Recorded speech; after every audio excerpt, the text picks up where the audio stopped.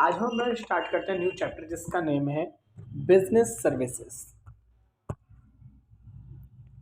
Services का मतलब क्या होता है? किसी को कोई फैसिलिटी प्रोवाइड करना। इसमें सामान का एक्सचेंज नहीं होता है, इसमें सर्विसेज दी जाती है किसी को। ठीक है। बिजनेस के अंदर बहुत सारी सर्विसेज होती हैं, जस्ट लाइक ट्रांसपोर्टेशन। ठीक है। एजुकेशन, किसी को पढ़ाना। ठीक है, उसमें भी सर्विसिंग दी जा रही है। जैसे मैं आपको अब पढ़ा रहा हूँ तो मैं आपको सर्विस दे रहा हूँ, ना कि कुछ सामान दे रहा हूँ मैं आपको। ठीक है, मैं आपको सर्विस दे रहा हूँ। Banking services. ठीक है। और बहुत सारी क्या होते हैं बिजनेस जो सर्विसेज पे चल रहे हैं। पेटीएम जो होता है वो भी सर्विस पे चल रहा है। ठीक है। तो बहुत सारी सर्विसेज हैं, आइए समझते हैं। इसमें आपसे कहते हैं nature of service. 5 basic features है सर्विसेज के। First, intangibility. सर्विस ना इंटेंजिबल है। इंटेंजिबल, आप कॉमर्स बैकग्राउंड से बिलोंग करते हैं, आपको पता ही होगा इंटेंजिबल होता है इसको हम टच नहीं कर सकते। सर्विस इसको कभी भी टच नहीं कर सकते। ठीक है। जो बिजनेस हमारे को सर्विस देता है ना, हम उसको टच नहीं कर सकते। बिजनेस हमेशा क्या होता है, मतलब कि सर्विसेज हमेशा इंटेंजिबल होती हैं। They can not be touched, they are experiential in nature. क्या होता है, हमेशा नहीं, ये एक्सपेरिमेंट्स करे जाते हैं चीज़ों के ऊपर। ठीक है। इसको कभी भी हम फील कर सकते हैं, बट कभी भी हम इसको छू नहीं सकते सर्विसेज को। ठीक है। हम क्या कर सकते हैं, खाली इसको महसूस कर सकते हैं। हाँ भाई, हमारे को सर्विस दी जा रही है। आपको पढ़ा रहा हो तो आपको फील हो रहा है कि हाँ भाई हमारे को कोई सर्विस दे रहा है, मैं आपको सर्विस दे रहा हूँ। ठीक है। सर्विसिंग हमेशा क्या होती है, मतलब एक इंटेंजिबल होती है, इसको हम कभी टच नहीं कर सकते। Second, inconsistency. सर्विस क्या होता है, there is a no standard tangible product service can be है perform exclusively each time. Service कुछ नहीं कह सकते, सर्विस कभी बढ़ भी जाती है, सर्विस कभी कम भी हो जाती है। अब मैं आपको पढ़ा रहा हूँ तो कह सकते हैं मेरे अंदर पहले नॉलेज कम थी, अब थोड़ी ज़्यादा हो गई है। ठीक है। आने टाइम में क्या पता और ज़्यादा हो जाए। तो कह सकते सर्विस में कभी भी बढ़ जाती है, कभी भी कम हो जाए, तो कुछ नहीं कह सकते। सर्विस का नेचर कुछ नहीं है, इनकंसिस्टेंट। गुड्स का तो फिक्स रहता है ना कि हाँ भाई हमारे पास घर में 1 फ्रिज है, 2 फ्रिज है, 3 फ्रिज है, 1 टीवी है, 2 टीवी है, 3 टीवी है, बट दिमाग में ऐसा कुछ नहीं होता। ठीक है। हम उसमें सर्विसेज ऐड करते रहते हैं, करते रहते हैं। तो कहता है different customers have different demands and expectations. Her customers की डिमांड एक्सपेक्टेशंस अलग होती हैं। अब यही चैप्टर इसमें आपको पढ़ा रहा हूँ, शायद आपको क्या था ये चैप्टर देख के समझ आ जाए। ठीक है। क्या पता ना आए। अगर आप कहते हैं मेरे को नहीं आ रहा, तो हम क्या करेंगे, एक दूसरे वे में पढ़ाएंगे आपको, अलग तरीके से, कुछ अलग कंसेप्ट से पढ़ाएंगे, फिर आपको अलग एग्जाम्पल्स देंगे आपको अलग। ठीक है। तो कह सकते हैं हमेशा क्या होता है, बिजनेस सर्विस में अलग अलग टाइप्स की होती है, इनकंसिस्ट होती है, कुछ फिक्स नहीं होती है। हर कस्टमर की डिमांड्स अलग अलग होती है कि भाई हमारे को ना एग्जाम्पल देख के समझ नहीं आता, एग्जाम्पल नहीं देंगे आपको, बिना एग्जाम्पल के समझा देंगे। कुछ होते हैं स्टूडेंट्स में हमारे को एग्जाम्पल से समझ आता है, उसको हम एग्जाम्पल से समझा देंगे। तो सर्विस कभी भी चेंज होती रहती है अकॉर्डिंग टू देयर कस्टमर्स। जैसे जैसे कस्टमर हमारे से कहते हैं हम सर्विसेज चेंज करते रहते हैं। ठीक है। इनसेपरेबिलिटी। कभी भी सर्विसेज इंसान से अलग नहीं हो सकती। अब ऐसा नहीं हो सकता मैं चला जाऊँ अब अपने माइंड को उधर छोड़ के चलना, भाई क्या बोलते हैं ये वीडियो बना दे, इस चैप्टर में वीडियो बना दे, ऐसा पॉसिबल ही नहीं है। ठीक है। तो हमेशा क्या होता है, एक पर्सन को इन्वॉल्व होना पड़ता है सर्विस के साथ। अगर एक आलू वाला अगर आलू बेच रहा है, एक सेब वाला अगर सेब बेच रहा है, तो उसको खुद साथ खड़ा होना पड़ेगा सेब बेचने के लिए। ये नहीं कि सेब की जो उसने जो भी लगा रखी रेडी लगा रखी वो उसको खड़ा करके चला जाएगा, घर पर सो जाएगा, खुद ही बिक जाएंगे सेब, ऐसा नहीं हो सकता। चोरी जरूर हो जाएंगे, बिकेंगे नहीं भाई। ठीक है। तो कह सकते हैं सर्विस दे रहे, अगर हम जब भी सर्विस दे रहे होते हैं ना, उसमें हमेशा क्या होता है, इंसान को इन्वॉल्व होना ही पड़ता है। बिना इंसान के इन्वॉल्व हुए बिजनेस नहीं चल सकता आगे। Inventory. Service have the literal intangible component and therefore can not be stored as a future use. हमारी जो सर्विस होती है ना, बहुत लंबे समय तक नहीं होती है। नेक्स्ट आपका आता है, हाँ, तो आपकी इन्वेंट्री जो होती है क्या होती है, आपकी कम होती है। ठीक है। हमारे माइंड में क्या होता है, इन्वेंट्री ऐड होती जाती है, लेस होती रहती है। आज आपने चैप्टर पढ़ा, आपके माइंड में ना एक नई चीज़ आ गई है बिजनेस सर्विस के बारे में। ठीक है। आपने जो फर्स्ट में पढ़ा था आपके दिमाग से निकल गया, सेकंड क्लास में जो पढ़ा था निकल गया, फोर्थ क्लास में जो पढ़ा था सारी चीज़ याद नहीं होगी, आपके माइंड से निकल गई वो। तो इन्वेंट्री ना यहाँ पर छोटी सी होती है, छोटी इन्वेंट्री की जाती है। कुछ इन्वेंट्री जाती रहती है, कुछ इन्वेंट्री नहीं आती रहती है। दिमाग के अंदर, माइंड के अंदर आप क्या करते हो, कोई कोई चीज़ ऐड करते रहते हो, कोई कोई चीज़ें आप निकालते रहते हैं। इन्वॉल्वमेंट। कहते हैं one of the most important criteria of the service is the participation of the customer in the delivery of the process. इसमें इंसान को इन्वॉल्व होना बहुत ज़रूरी है।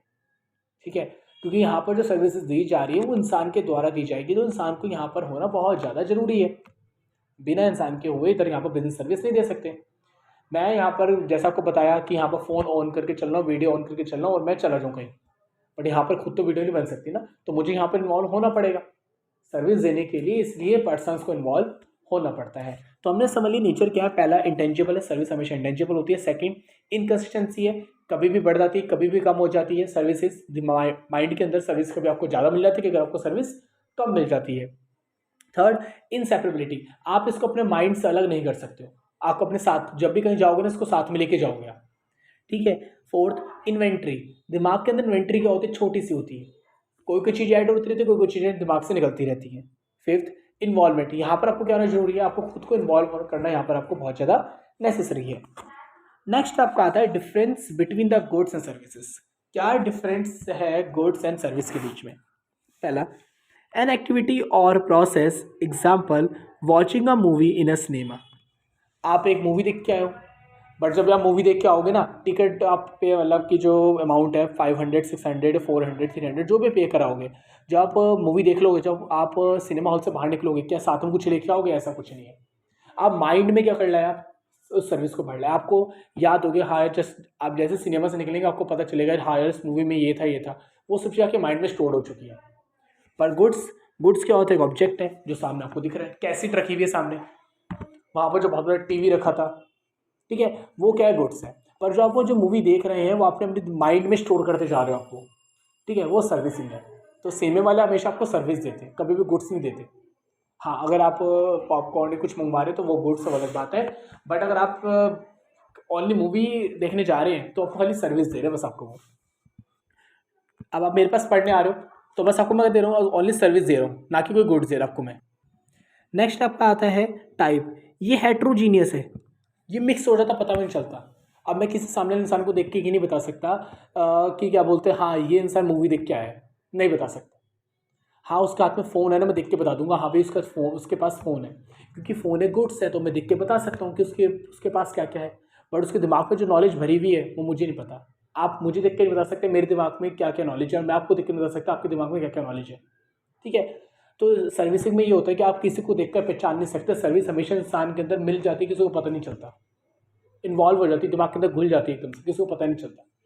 पर गुड्स होमोजीनियस, गुड्स सामने से दिख जाए, आपके हाथ में क्या मैं कह सकते हैं एक लैपटॉप है, पता चल जाएगा आपके हाथ में देख कर पता लैपटॉप है, ठीक है। सर्विस हमेशा इंटेंजिबल होती है, गुड्स हमेशा टेंजिबल होते हैं। सर्विस इंटेंजिबिलिटी मीन्स कभी दिखती नहीं है, गुड्स हमेशा दिख जाते हैं।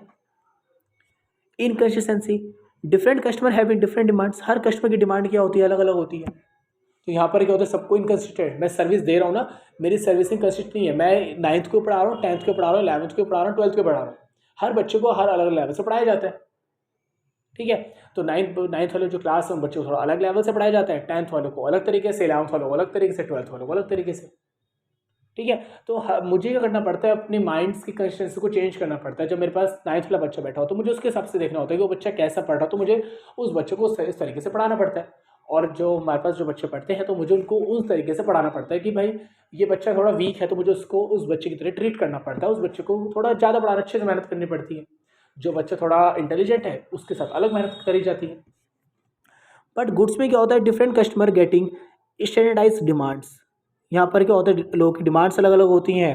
उसको वाला फ़ोन पसंद है उसके लिए वाला फ़ोन ला दूंगा मैं, उसको आईफोन पसंद है आईफोन, उसको सैमसंग पसंद है उसको हम सैमसंग फ़ोन ले आएंगे।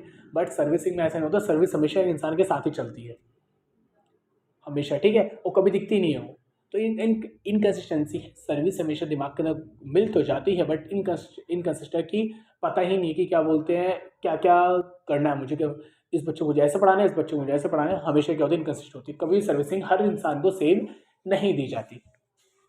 पर हाँ सैमसंग का शोरूम में फ़ोन है ना, फ़ोन आपको सेम पकड़ दे देगा वो, सैमसंग का मान लेते नया फ़ोन है आपको पकड़ाता रहेगा। बट वो जो कस्टमर आ रहा है ना, जो खरीदने आ रहे हैं, उसको जो फीचर बता रहा होगा ना फ़ोन के बारे में, हर इंसान को अलग अलग तरीके से बताता है। कभी भी आप देख लेना, कभी भी सेम तरीके से नहीं बताएगा बिल्कुल, कोई चीज़ आगे कोई चीज़ पीछे कर देगा, कोई चीज़ थोड़ी ज़्यादा बताएगा कोई चीज़ थोड़ी कम बताएगा। तो सर्विस हमेशा इनकंसिस्टेंट होती है। अब फ़ोन तो ऐसा नहीं होगा ना कि आपको मान लेते हैं आपने एक फ़ोन खरीदा और साथ वाला फ़ोन भी सेम टू सेम वही फ़ोन खरीद रहा है, उसके अंदर ऐसा तो होगा नहीं, वाला फ़ोन बड़ा होगा, और वाला फ़ोन छोटा होगा, उसका कैमरा छोटा होगा, उसका कैमरा बड़ा होगा। अगर फ़ोन सेम है तो ऐसा तो पॉसिबल नहीं है। तो गुड्स हमेशा सेम होते हैं, बट सर्विस हमेशा इनकंसिस्ट होती है, वो कभी भी सेम नहीं होती हर जगह। आप कभी भी इसको सेपरेट नहीं कर सकते, आप कभी इसको सेपरेट नहीं कर सकते। इसको सेपरेट आप अपने से कर सकते हो। आप फ़ोन को रख के छोड़ दो, कहीं और चल लो। बट आप ऐसे नहीं हो सकता ना कि माइंड में आप जब मूवी देख के आओ, वो मूवी बाहर निकल के और कहीं और चल लो, ऐसा नहीं हो सकता। साथ में लेके चलना पड़ता है उसको भी। इन्वेंट्री यहाँ पर can not be kept as stock experience of a train journey. अब खुद सोचो, आप क्या बोलते जब 5 साल के थे, आपने कितनी सारी चीज़ें देख रहे थे, आप ट्रेन से कभी गए हो, आपको ट्रेन की हर चीज़ याद नहीं होगी। बट आपने ट्रेन में एक मान लेते हैं कुछ सामान बाय करा था, कुछ टॉय बाय करे थे, वो अभी तक पड़े होंगे, आप उसको देख सकते हो।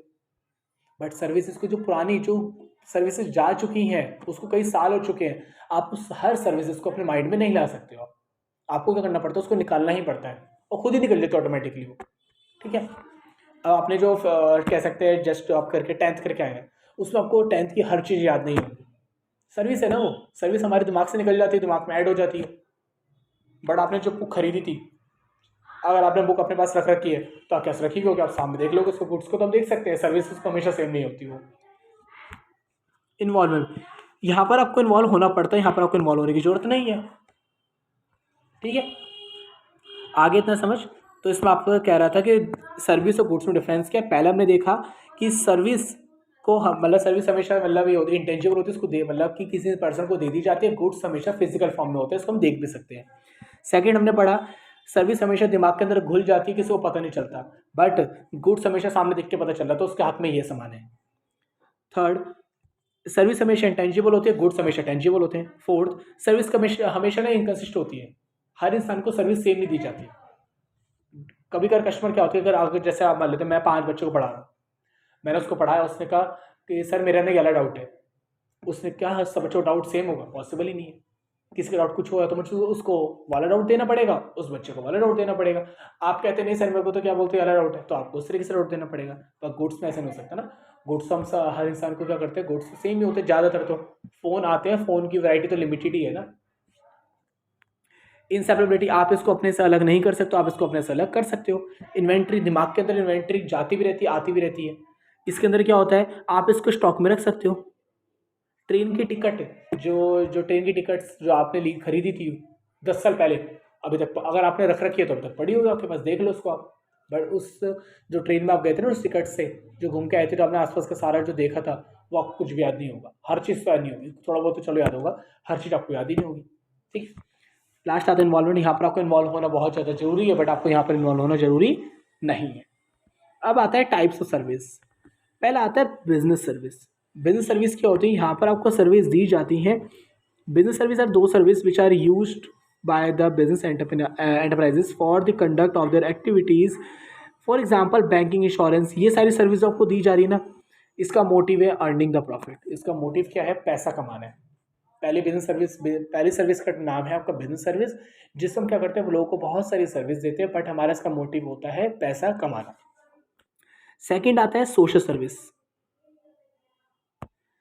Social are those services that are generally provided voluntarily in the pursuit of the certain special goals. These goals may be improve the standard of the living for the weaker section of society. आप क्या कर रहे हो, उसको दान दे रहे हो, ये भी आप सर्विस कर रहे हो, बट प्रॉफिट मोटिव नहीं है ये। लास्ट आपका आता है पर्सनल ऑब्जेक्टिव। आप क्या कर रहे हो, अपने आप को सेटिस्फाई करने के लिए कुछ गेम खेल रहे हो, अब अपने आप को क्या कर रहे हो, सर्विस दे रहे हो, अपने आप को सर्विस दे रहे हो। ठीक है। पर्सनल सर्विस आर दो service which are experience differently by the different customer. हर इंसान अपना आपको सर्विस अलग अलग दे रहा होता है। आप जैसे मैं हूँ, इस समय वीडियो बना रहा हूँ, ये मैं आपको सर्विस दे रहा हूँ, ये मेरी पर्सनल चॉइस है। ठीक है। आप अभी वीडियो देख रहे हो, ये आपकी पर्सनल चॉइस है। ठीक है। हर इंसान की चॉइसेस क्या होती हैं, अलग अलग होती हैं। तो आपसे कहता है पर्सनल ऑब्जेक्टिव। हमारे पास टोटल 3 टाइप की सर्विसेज हैं। ठीक है। जिसमें पहले आपके सर्विस आती है बिजनेस सर्विस, जिसमें लोगों को कुछ सर्विसेज दी जाती है, उसके बदले में लोगों से पैसा लिया जाता है। सेकंड, जब आप लोगों को कुछ सामान देते हो बट उसके बदले में पैसा नहीं देते, मान लो आपने क्या करा, मंदिर में जाकर दान कर दिए, तो आपने क्या करा, एक सोशल सर्विस करी है। Third, personal objective. आप अपना कुछ काम कर रहे हो, आप पानी पी रहे हो, खाना खा रहे हो, वो सब आप क्या कर रहे हो, अपने आप को सर्विस दे रहे हो, वो है आपकी पर्सनल सर्विसेज।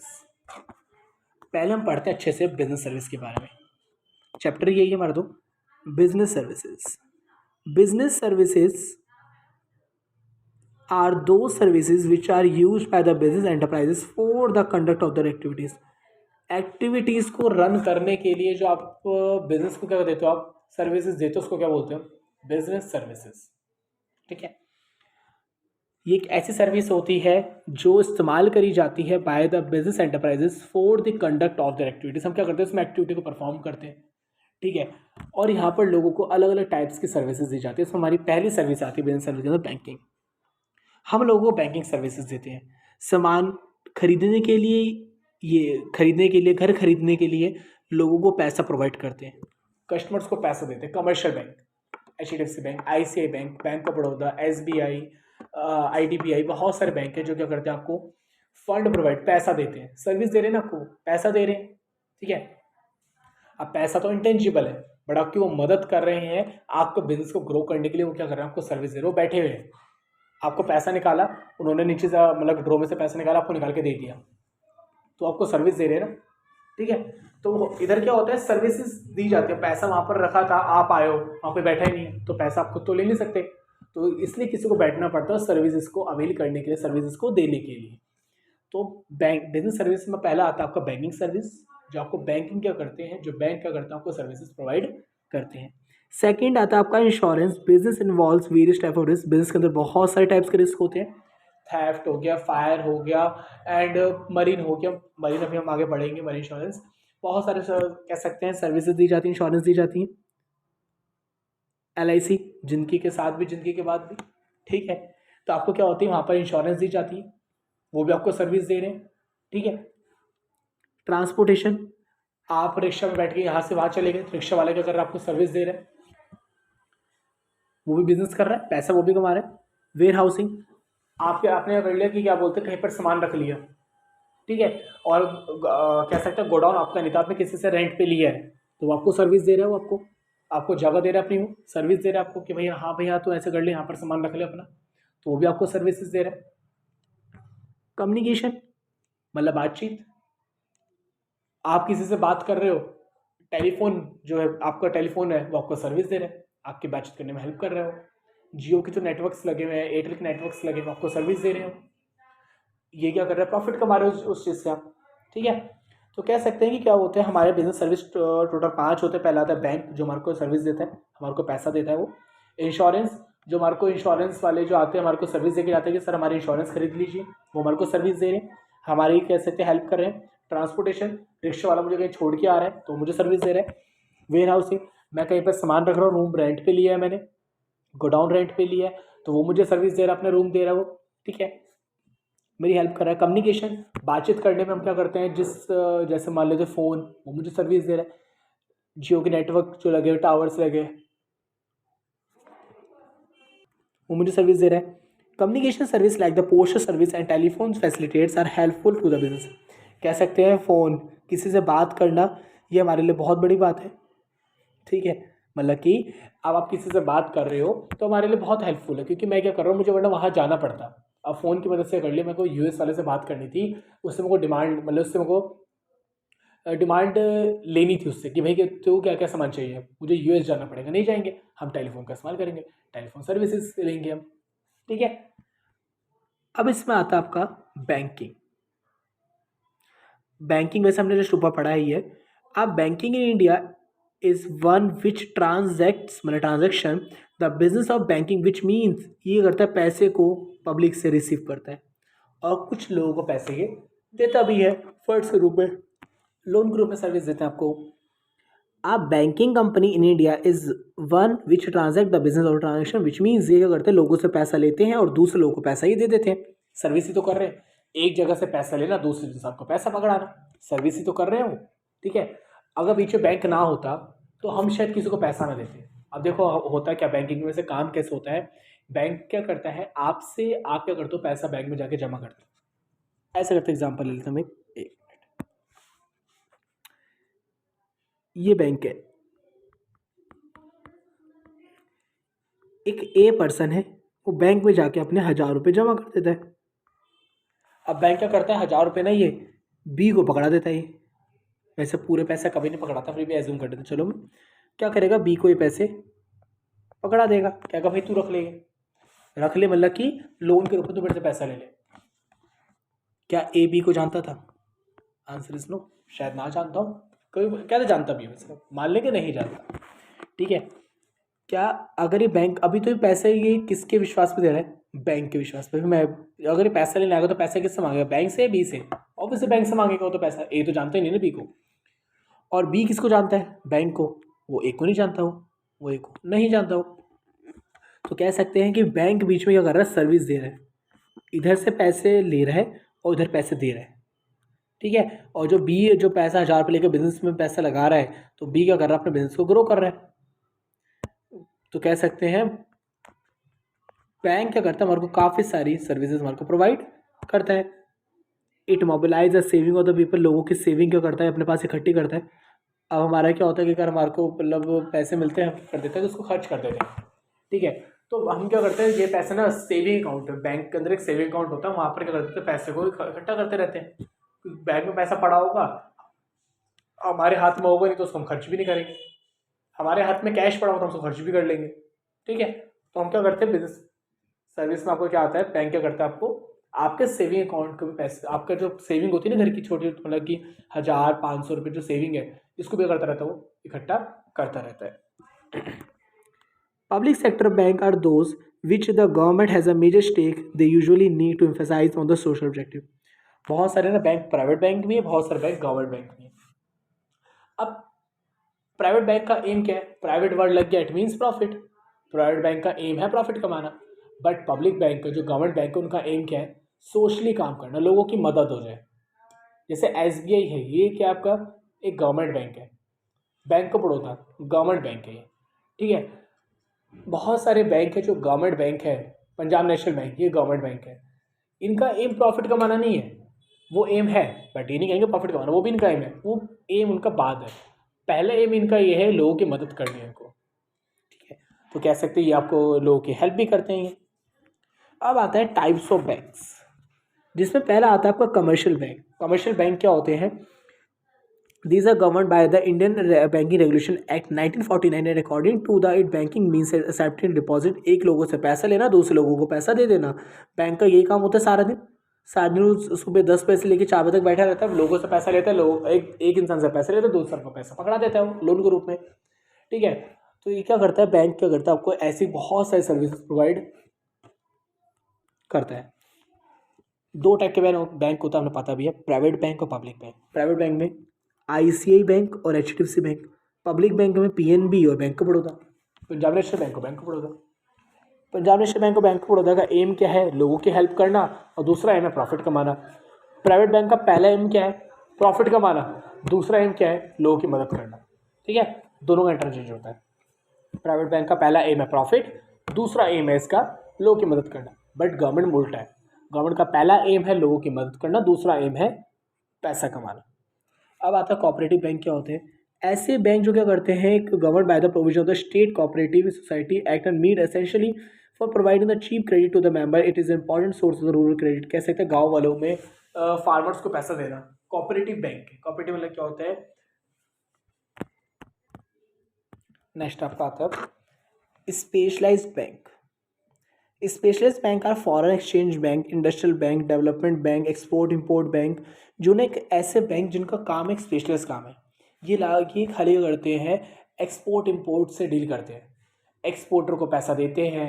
कि आपको शायद याद होगा कि हमने एक चैप्टर था इंटरनेशनल बिजनेस, उसमें हमने पढ़ा था लेटर ऑफ क्रेडिट LC, याद, वो ये बैंक होते हैं स्पेशलाइज्ड बैंक, जिनका काम क्या होता है LC इशू करना, जो एक्सपोर्ट और इंपोर्ट के बीच में बैठे होते हैं, जो एक्सपोर्टर से पैसा लेते हैं, सॉरी इंपोर्टर से पैसा लेते हैं, एक्सपोर्टर को पकड़ा देते हैं। ठीक है, ये करते हैं, पैसों में डील करवाते हैं लोगों की। इस पे इनका काम ही है ये सारा दिन, बस और कुछ काम नहीं है इनका। काम ये है कि इंपोर्टर से लेना एक्सपोर्टर पकड़ाना, इंपोर्टर से लेना एक्सपोर्टर पकड़ाना, बस। ये स्पेशलिस्ट बैंक है, ये खाली काम एक चीज़ में काम करते हैं। फॉरेन एक्सचेंज बैंक है, जिनका काम क्या है, जो फॉरेन की जो मुद्रा होती है, जो पैसा होता है, उनको एक्सचेंज करना। जैसे कि आप जब आपको मान लेते हैं US जाने, वहाँ तो डॉलर चलेंगे, वहाँ तो रुपये चलेगा नहीं। आप क्या करोगे, इस बैंक में जाओगे और वहाँ पर जाके कर लोगे, अपने रुपीज़ को डॉलर में चेंज करवा लोगे, ठीक है। इसका काम सारे दिन यही काम है, लोग आएंगे क्या करेंगे, फॉरेन करेंसी को एक्सचेंज करवाएंगे, डॉलर नहीं यूरो भी हो सकता है, बहुत सारी जो करेंसीज आती जो आती हैं इंटरनेशनल करेंसीज, वो क्या करते हैं उनको चेंज कर देने का काम यही है, बस फॉरेन करेंसी को एक्सचेंज करना। इसको बोलते हैं स्पेशलिस्ट बैंक, जिनका काम एक ही होता है और सारे दिन वही काम करते रहते हैं, ठीक है। ये होते हैं स्पेशलिस्ट बैंक। सेंट्रल बैंक जैसे कि RBI, the central bank of any country supervise. Central bank का काम क्या होता है, ये सारे बैंक है ना, इन सबको कंट्रोल करना। इसका head RBI, RBI central bank है, जिनका काम क्या है, सुपरवाइज करना कि भाई ऐसा नहीं ऐसे करना है, ऐसे नहीं ऐसे करना है, लोगों से काम करवाना, उसको हम बोलते हैं सेंट्रल बैंक, ठीक है। जो ये करते हैं लोगों से करते हैं काम करवाते हैं। तो आपसे कहता है the activities of all the commercial bank of that the country, it also act as a government banker, it controls and the coordinates currencies and credit policies of any country. क्या करते हैं, काफ़ी सारी पॉलिसीज क्या करते हैं, formed करते हैं, जैसे कि आरबीआई हो गया। आरबीआई का काम क्या है, क्या करता है, बहुत सारी पॉलिसीज बनाते हैं, सुपरवाइज करते हैं बैंक को, तो सेंट्रल बैंक होता है, ठीक है। तो इनका काम क्या होता है कि कंट्री को, जो बैंक है उन सारे बैंक को मैनेज करना, ठीक है, पॉलिसीज निकालना उनके लिए, तो सारा काम करता कौन है, सेंट्रल बैंक ये करता है। तो हमने ये समझ लिया, हमारे पास पहला था कमर्शियल बैंक, जिसमें हम डेली जैसे आपके घर के आसपास होंगे, ये एसबीआई है, एचडीएफसी बैंक, ये कमर्शियल बैंक है। कमर्शियल बैंक के दो टाइप्स है, प्राइवेट और पब्लिक। पब्लिक बैंक वो होते हैं, मतलब कि गवर्नमेंट बैंक वो होते हैं, पीएनबी हो गया, बैंक ऑफ बड़ौदा हो गया, एसबीआई हो गया। प्राइवेट बैंक कौन से हैं, एक्सिस बैंक हो गया, एचडीएफसी बैंक हो गया, आईसीआई बैंक हो गया, सारे प्राइवेट बैंक हैं आपके। सेकंड पढ़ा कोऑपरेटिव बैंक। कोऑपरेटिव बैंक का काम क्या होता है, लोगों की मदद करना, ठीक है, गांव में लोगों को लोन देना, ठीक है। इनका एम ये नहीं है प्रॉफिट कमाना, इनका एम है वहाँ की डेवलपमेंट हो जाए बस। थर्ड स्पेशल बैंक, इनका काम क्या होता है कि ये क्या होता है, एक चीज़ में स्पेशल होते हैं, बिल्कुल बड़े अच्छे तरीके से करते हैं उस चीज़ को, काम को करते हैं। थर्ड आता है, सॉरी आपका लास्ट फोर्थ आता है सेंट्रल बैंक, जो क्या करते हैं इन चारों को, तीन चारों को क्या करते हैं, मैनेज किए करते हैं। अब आता है कमर्शियल बैंक का फंक्शन क्या होता है, जो आपके घर के आसपास बैंक, उनका फंक्शन, उनका काम क्या है। पहला, आपसे नोट को लेते हैं, नोट मतलब कि आपसे करते हैं पैसा लेते हैं, ठीक है, पैसे को एक्सेप्ट करते हैं, डिपॉजिट्स को एक्सेप्ट करते हैं। इनका काम ये है, क्या करना है इनका काम, कि लोगों से पैसा एक्सेप्ट करना, deposits of money. Deposits are the basic of the loan operation, since banks are both borrowers and lenders. Bank दोनों है, लैंडर भी है, बॉरोवर भी है। लैंडर मतलब क्या होता है, किसी को उधार देना। इट मीन्स जब बैंक के पास पैसा होता है, बैंक क्या करता है, लोन के रूप में दूसरे लोगों को पैसा दे देता है, तो क्या बन गया, ये लैंडर बन गया। बॉरोवर क्या होता है, अब जिसमें क्या होता है, वो किसी से पैसा कर दो उधार लेता है, कस्टमर से। आप अपने आज बैंक में जाओ, 1000 रुपये जमा कराओ, तो बैंक हो जाएगा बॉरोवर, वो उसने आपसे पैसे लिए 1000 रुपये, और वो उसी 1000 रुपये का कर देगा, किसी को पकड़ा देगा लोन के रूप में, तब बन जाएगा लेंडर। तो बैंक दोनों होते हैं, हमेशा दोनों होते हैं, लेंडर भी होता है, बॉरोवर भी होता है। लैंडिंग ऑफ फंड्स क्या करते हैं, कमर्शियल बैंक का पहला फंक्शन देख लिया, पैसे को एक्सेप्ट करते हैं। अगर आप पैसे जमा कराने जा रहे हो, क्या कर लेंगे, वो जमा कर लेंगे, उनका पहला काम ये है। दूसरा काम क्या है इनका, लोगों को पैसा उधार पे देना, लोन के रूप में पैसा देना। कौन देता है, वो बैंक देते हैं। दूसरा काम है कि पैसे को लोन पे देना। आपको ना चेक की फैसिलिटी भी देते हैं, बैंक में चलना, आपको वहाँ पर आप चेकबुक इशू करवा सकते हो, तो बैंक में ही मिलती है और कहीं नहीं मिलती है, तो बैंक में जाकर कर सकते हो, चेकबुक भी इशू करवा सकते हो। रेमिटेंस तो फंड से छोड़ दो, इनकी छोड़ दो।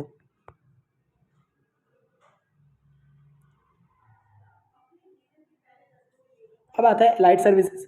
Bank also provide the light service, bill payment, broker facility, under writing services. अच्छा अभी छोड़ दो, ये तो आपका 12th का टॉपिक है। They also perform the other services, जो करता है बहुत सारी सर्विस परफॉर्म करता है, ठीक है।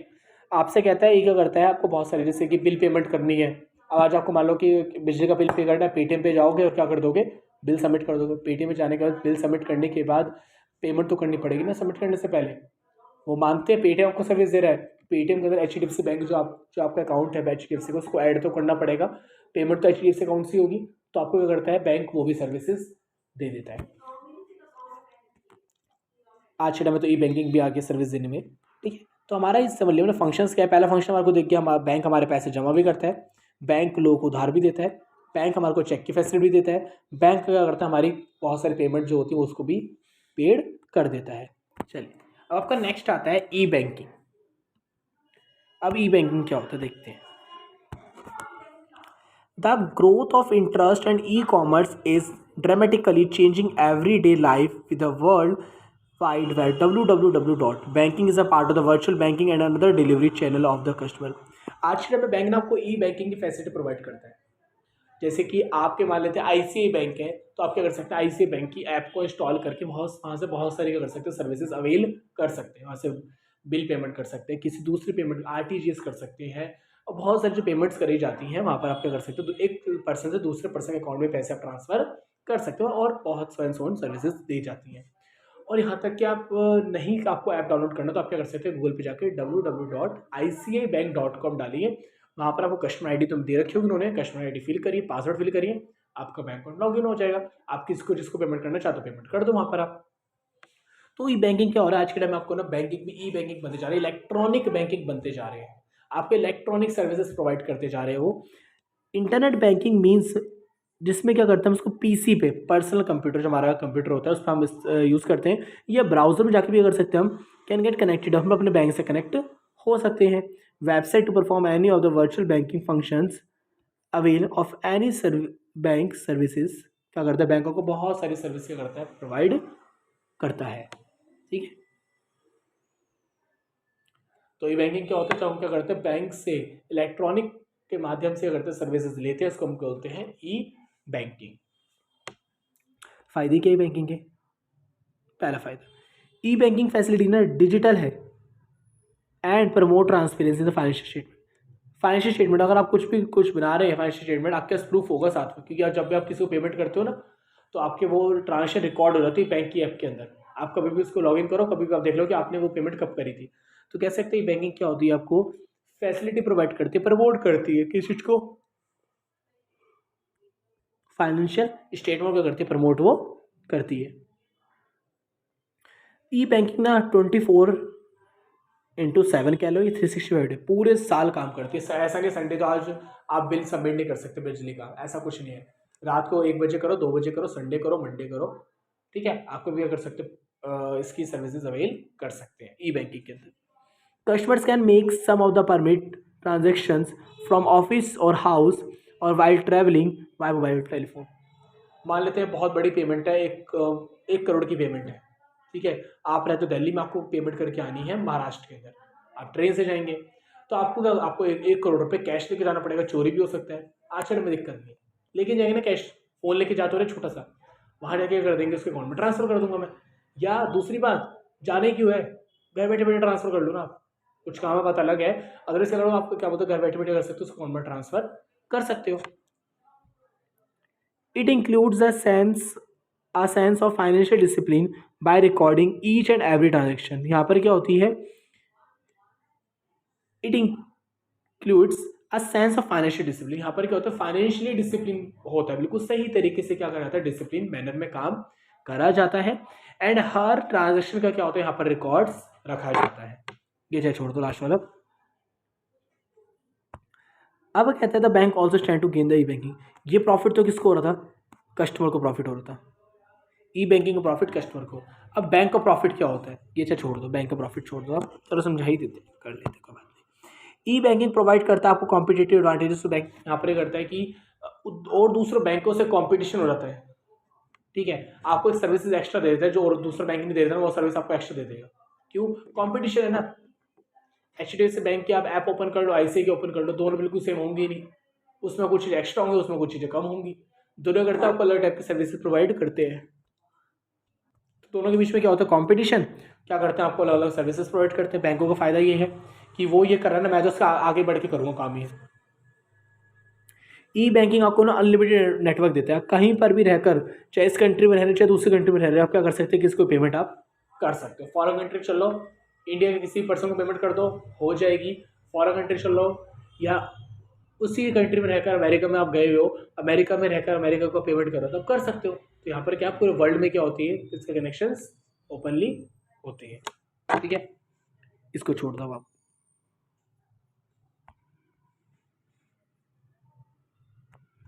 चलिए अब पढ़ते हैं इंश्योरेंस। इंश्योरेंस होता क्या है। Life is full of uncertainty and risk. आपको तो पूरी जिंदगी अनसर्टेनिटी से भरी हुई है, रिस्क है पूरी लाइफ के अंदर, ठीक है। बिल्डिंग में गेट होली और partially destroyed due to fire. Building क्या पता पूरी जल रही है, क्या पता आधी जल रही है, स्टॉर्म, साइक्लोन्स कुछ भी आ सकता है, तो कह सकते हैं इंश्योरेंस हमारे को लेनी पड़ती है, ज़िंदगी की भी और घर की भी और सामान की भी। क्या पता घर पूरे चल रहे, क्या पता फैक्ट्री पूरी चल जाए, क्या पता आधे चली, क्या करनी पड़ती है आपको, इसकी इंश्योरेंस लेनी पड़ती है। Insurance is a means of providing against loss caused by natural और मैन मेड।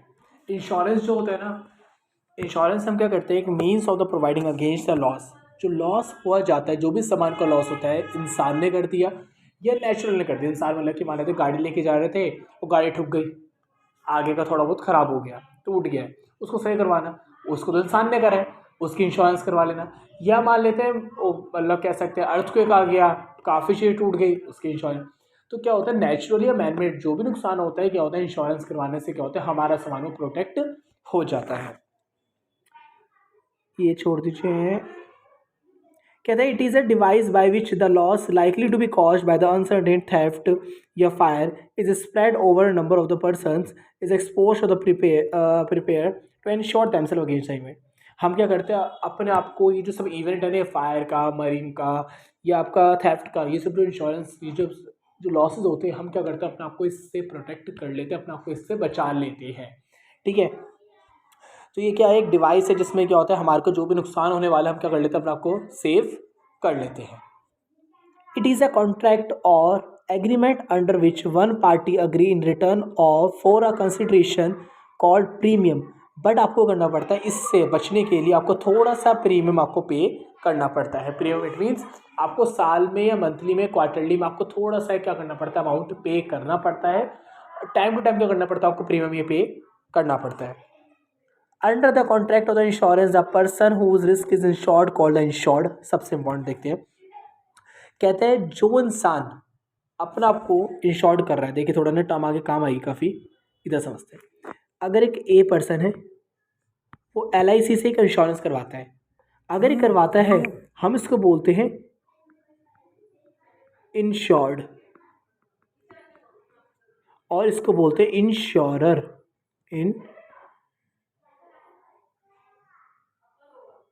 इंश्योर, इसको हम बोलते हैं इंश्योरर। और इंश्योर्ड कौन होता है, जो इंसान हो जाता है। ए अपनी इंश्योरेंस करवा रहा है LIC के पास, तो ए इंश्योर्ड है और LIC इंश्योरर है।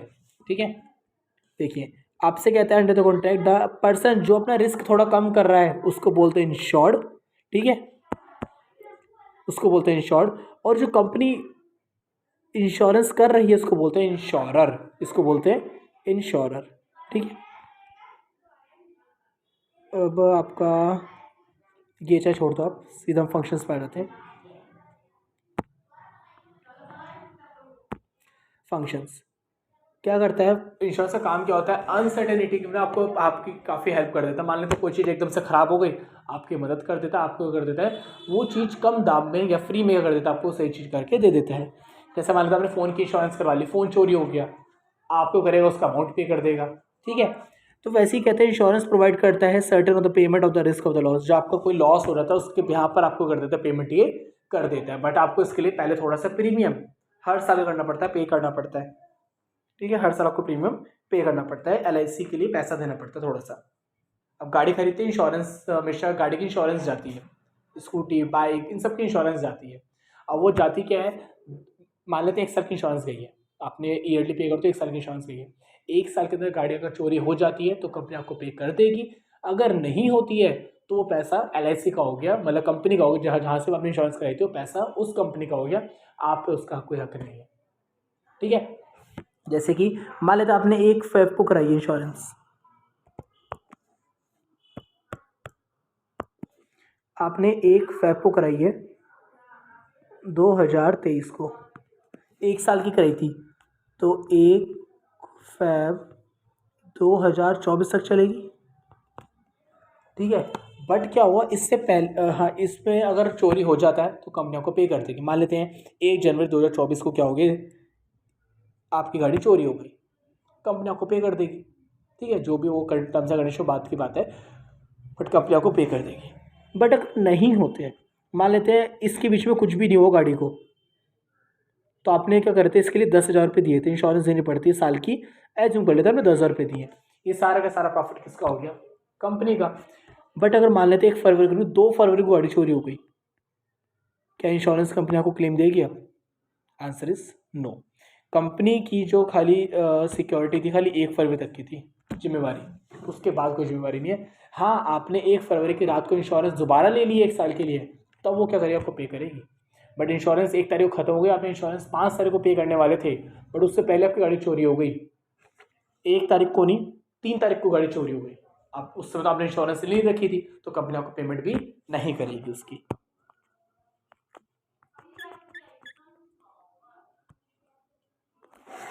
पहला आता है इसलिए इंश्योरेंस प्रोवाइड करता है आपको, they are the uncertain in happening in the time to time. क्या करता है? टाइम टू टाइम जो लॉस होता रहता है, क्या करता है? आपको उसकी पेमेंट ये करता रहता है। नेक्स्ट आता है आपको प्रोटेक्शन, आपका सामान ये बचा देता है चोरी होने से।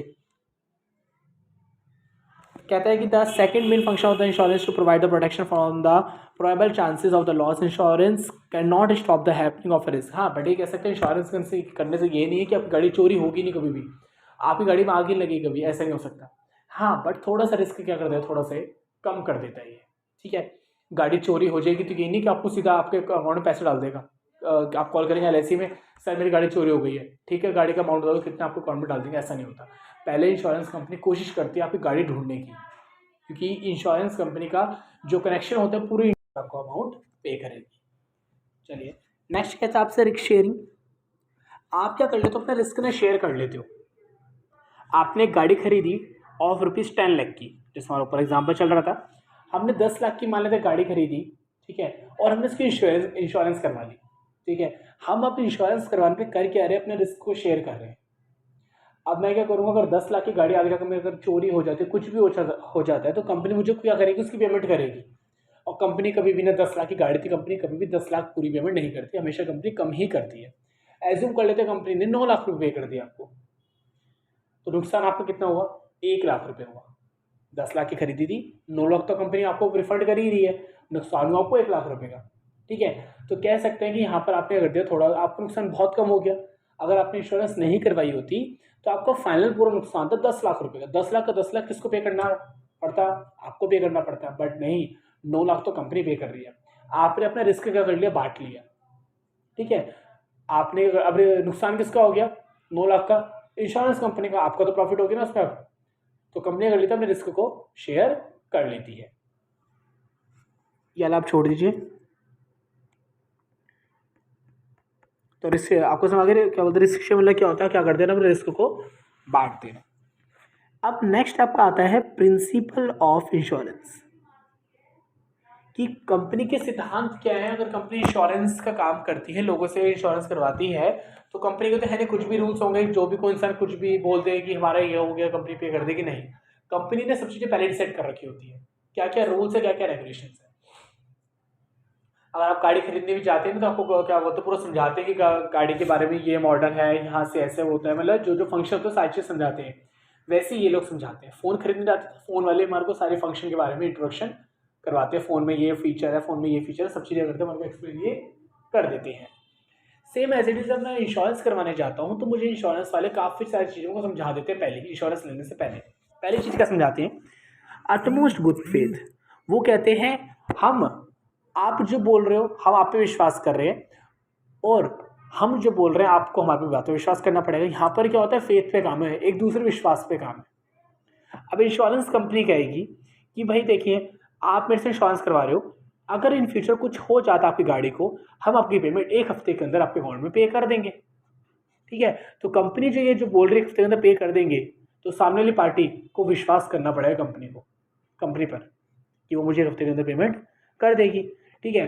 तो वैसे ही सेम चीज़ आपको बतानी पड़ेगी कंपनी को, सेम चीज़ आपको बतानी पड़ेगी अपनी गाड़ी के बारे में, कि भाई मैंने गाड़ी ना क्या बोलते हैं 10 लाख की नहीं 12 लाख की खरीदी थी, या 12 लाख की नहीं मैंने गाड़ी 4 लाख की खरीदी थी। सच बताना बहुत ज़्यादा आपको ज़रूरी है। कुछ भी बात आप इंश्योरेंस कंपनी से नहीं छुपा सकते आप, ठीक है। इसमें हमारी 2 टर्म यूज़ होंगी। पहली आपकी आती है इंश्योरेंस, इंश्योर्ड और इंश्योरर, इंश्योर्ड, और एक होता है इंश्योरर। जैसे देखते हैं नीचे, एक मिनट देखिए, वहाँ पर 2 टर्म होती है, एक होती है इंश्योरर, एक होती है इंश्योर्ड। ठीक है। इंश्योरर कौन होता है? कंपनी को बोलते हैं जो हमारी इंश्योरेंस कर रही है, उसको हम बोलते हैं इंश्योरर। एक होता है इंश्योर्ड, जो इंसान अपनी इंश्योरेंस करवाने जाता है उसको बोलते हैं इंश्योर्ड। मान लेते हैं एक्स पर्सन गया था ऐसी कंपनी के पास अपनी लाइफ इंश्योरेंस करवाने के लिए, तो एक्स क्या कहलाएगा? इंश्योर्ड। वो बच चुका है, इंश्योर्ड हो चुका बिल्कुल से वो, और वो गया था एलआईसी कंपनी के पास, तो एलआईसी कंपनी ने इसकी इंश्योरेंस कर दी है, तो एलआईसी कंपनी कहलाएगी इंश्योरर। ठीक है, एलआईसी कंपनी कहलाएगी इंश्योरर। तो ये कहता है कि जब भी आप क्या कर रहे होते हैं, a contract of insurance in is a contract of अबरमेफिड, a contract found on utmost good faith both insurer insured. दोनों को क्या होना चाहिए? दूसरे पर पूरा पूरा भरोसा होना जरूरी है। ठीक है, और सारी बातें जो करनी डिस्क्लोज आपको वहाँ पर करनी जरूरी है। अगर आप लाइफ इंश्योरेंस करवाने जा रहे हो तो आपको वहाँ पर अपनी हेल्थ के बारे में सारी चीज़ें डिस्कस करनी पड़ेंगी। भाई मेरी बॉडी में ये डिसीज़ है। एग्जाम्पल पढ़ता हूँ, आपको एग्जाम्पल अच्छे तरीके से समझ आएगा। कहता है मिस्टर एक्स है, एक हार्ट पेशेंट है, ठीक है, बट उसने ना ये बात एलआईसी के पास गया अपनी इंश्योरेंस करवाने, बट ये बात क्या कर दी उसने? छुपा दी कि मुझे हार्ट की प्रॉब्लम है। कोई बात नहीं, फिर कहता है जब उसने लाइफ पॉलिसी ले ली, अब क्या हो गई? मिस्टर एक्स की डेथ हो गई। क्यों? हार्ट अटैक के कारण। और जब बॉडी का पोस्टमार्टम करा जाता है तो उसमें पता चला ये हार्ट की डिसीज़ अभी से नहीं है, ये हार्ट की डिसीज़ 5 साल पुरानी है। अब इंश्योरेंस कंपनी कहेगी जब ये तो मेरे पास 2 साल पहले पिछले आया था, इसने तो मुझे बताया नहीं कि मुझे हार्ट की डिसीज़ है। तो कंपनी इसकी फैमिली लोग कहेगी भाई हम इंश्योरेंस का पैसा पे नहीं करेंगे, क्योंकि इस पर्सन ने, जो मिस्टर एक्स था जिसकी डेथ हो गई है, उसने मुझे ये सारी चीज़ झूठ बोली थी कि मुझे कोई बॉडी में डिसीज़ नहीं है, और डॉक्टर आपके सामने खुद ही बोल रहे हैं कि इसकी बॉडी में हार्ट की 3 साल से प्रॉब्लम थी, बट ये तो मेरे पास आया था, पिछले साल ही आया था, तो इसने मुझे इस बारे में कुछ भी नहीं बताया। तो कंपनी कहेगी सॉरी, अब मैं इसके अंदर पेमेंट नहीं करूँ, क्योंकि मैंने इस पर विश्वास करा बट उसने मेरे पे विश्वास नहीं करा, उसने वो कुछ सही चीज़ नहीं बताई, उसने झूठ बोला मेरे से, मैं पेमेंट नहीं करूँ। तो क्या इसमें कहता है पहले इंश्योरेंस कि आप जब भी जा रहे हो तो आपको क्या करना पड़ेगा? सारी चीज़ें सच बतानी पड़ती है दोनों पार्टीज को, इंश्योरर को भी और इंश्योर्ड को भी। ठीक है, दोनों पार्टी को बताना जरूरी है, सच सच बात है, इंश्योरर भी और इंश्योर्ड भी। ठीक है, ये काटा नहीं है, ये एक्स लिखा हुआ आपका।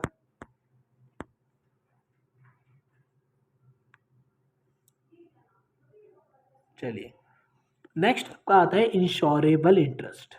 ठीक है, the insured must have a insurable interest in the subject matter of insurance. Insurable interest means some pecuniary interest is subject matter of the insurance contract.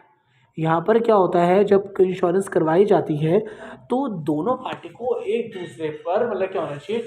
Trust तो होना ही चाहिए, साथ में ट्रस्ट भी होना चाहिए। मान लेते मैं एलआईसी कंपनी के पास जाता हूँ, जो 2 रुपये वाली रबड़ आती है, छोटी वाली, सबसे छोटी, जो 1 रुपये वाली मान लो, 2 रुपये वाली मान लो, वो रबड़ आती है, मैं इंश्योरेंस कंपनी के पास लेके जाता हूँ, मेरी क्या कर दो, इस रबड़ की इंश्योरेंस कर दो। फर्स्ट ऑफ ऑल तो एलआईसी कंपनी इसकी इंश्योरेंस नहीं करेगा। क्यों? आप उसको जब इरेज करते हो वो क्या होती रहती है? धीरे धीरे करके ख़त्म होती रहती है। दूसरी बात, वो उसका मतलब कि हमारी कह सकते हैं एलआईसी जो हमारी गवर्नमेंट कंपनी है, उसका मानना ये है कि हम इंश्योरेंस उसकी ही करेंगे जिसमें मेरा इंटरेस्ट होगा।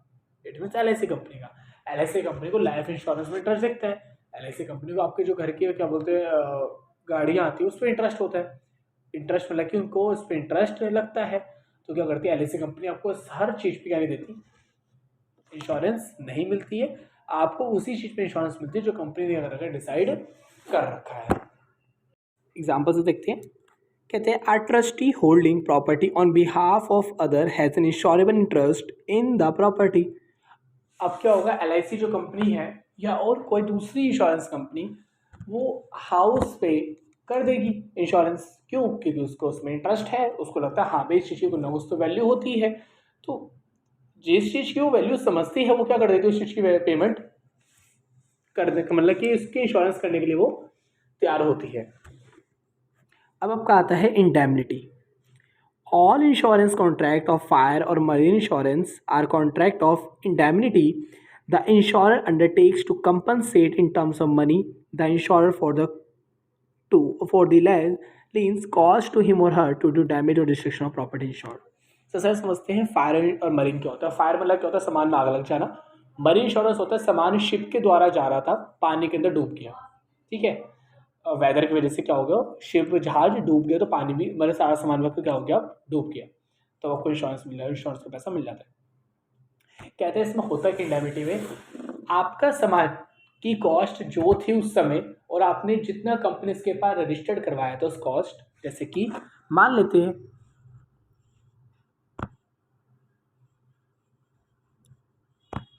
कि क्या बोलते हैं, आपने अगर कंपनी के पास ना ये रजिस्टर्ड करवा रखा है कि आपने जब गाड़ी ली, 1 महीना हुआ है गाड़ी लिए हुए, जब आपने गाड़ी ली थी 10 लाख की, ठीक है, आज 1 महीना हो गया है और अब ना इसकी डिमांड बहुत ज़्यादा थी गाड़ी की, तो क्या हुआ, कंपनी ने इसके प्राइस बढ़ा दिए, 10 लाख से कर दिए 12 लाख, बट आपने गाड़ी खरीदी कितने की थी, 10 लाख की, और आपने उसी दिन इंश्योरेंस करवा ली थी जिस दिन आपने 10 लाख की गाड़ी खरीदी थी। और मान लेते आपकी गाड़ी क्या हो गई, 1 महीने बाद चोरी हो गई है, 1 महीने बाद वैसे बाहर वैल्यू कितने की, 12 लाख की, बट कंपनी क्या नहीं करेगी, कंपनी उतना ही पे करेगी जितना क्या अगर रखा कंपनी ने उस समय उसकी इंश्योरेंस पे अमाउंट लिखा था, कंपनी ने उस समय इंश्योरेंस पे अमाउंट लिखा था उसका 10 लाख रुपए, तो कंपनी खाली कितना ही पे करेगी, बस 10 लाख रुपए की ही पेमेंट करेगी, ठीक है, ना कि 12 लाख पे करेगी, क्योंकि कंपनी ने जब वो पर्सन इंश्योरेंस करवाई थी उसने उस समय 10,000 भरा था कि मैंने 10,000 की गाड़ी खरीदी है, तो इंश्योरेंस कंपनी आपको ज़्यादा से ज़्यादा 10,000 ही देगी, उससे ज़्यादा अमाउंट आपको नहीं देगी, 10 लाख से कम दे सकती है, 10 लाख भी दे सकती है, इससे ऊपर 10,01,000 भी नहीं दे सकती। तो कंपनी इंश्योरेंस कंपनी करती है इंडेमिनिटी प्रिंसिपल, वो प्रिंसिपल होता है जिसमें क्या होता है, कंपनी एक वो निकाल देती है कि भाई हम तुम्हारी गाड़ी की अमाउंट इतना है या तुम्हारे बाइक का, या जो भी अपने सामान करवा रहे हो आप, इंश्योरेंस जिसके करा रहे हो आप, उसकी कॉस्ट इतनी है, तो कंपनी उतना ही क्या करती है, बस पे करने के लिए तैयार है, और ज़्यादा इसके अलावा पे नहीं करेगी कंपनी बिल्कुल भी। 4 लाख के आपने इंश्योरेंस करवा रखे तो कंपनी 4 लाख ही देगी, आपको इससे ऊपर कुछ भी नहीं देगी। फिर आपका आता है approximate cost, according to their principle when the loss is the result of 2 or more causes, the approximate cause, the direct, the most dominant and most effective cause of loss should be taken into consideration। Company कहती है loss ऐसा, company कहती है, जब कहती है ना fire insurance जब आप करा रहे हो तो कंपनी उसमें भी रीजंस निकालती है कि भाई आग लगेगी तो मतलब हम तब आपको इंश्योरेंस देंगे, पानी डूबेगा तो आपको मरीन इंश्योरेंस आपको लेनी पड़ेगी। वैसे ही आपसे कहता है fire is accepted approximate cause of loss if there had no fire and goods were destroyed due to excessive heat। अगर आपने फायर इंश्योरेंस करवाई है तभी कंपनी, अगर आपका मान लेते हैं आपने एक सामान था, एक कार थी, या आपने एक, हाँ चलो मान लेते हैं कार ही थी, ठीक है, थोड़ा समझ जाना, ठीक है, ये आपकी गाड़ी थी, आपने इसकी इंश्योरेंस करवाई है, ठीक है, वो भी आपने करवाई है फायर इंश्योरेंस।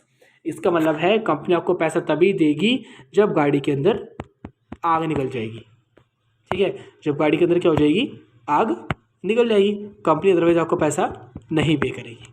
अब क्या हुआ, गाड़ी क्या हो गई, धीरे धीरे ख़राब होने लगी, जलने लग गई, आपको तो अगर हीट ज़्यादा होती है कि अगर क्या होता है गाड़ी ना जलने लग गई, क्योंकि इसके आसपास बहुत हीट थी, बहुत ज़्यादा हीट थी ना, गाड़ी क्या हो गई, धीरे धीरे ख़राब होने लग गई, ठीक है, बट उसमें से आग नहीं निकली, बिल्कुल भी ख़राब होने लग गई, बस कंपनी पेमेंट नहीं करेगी।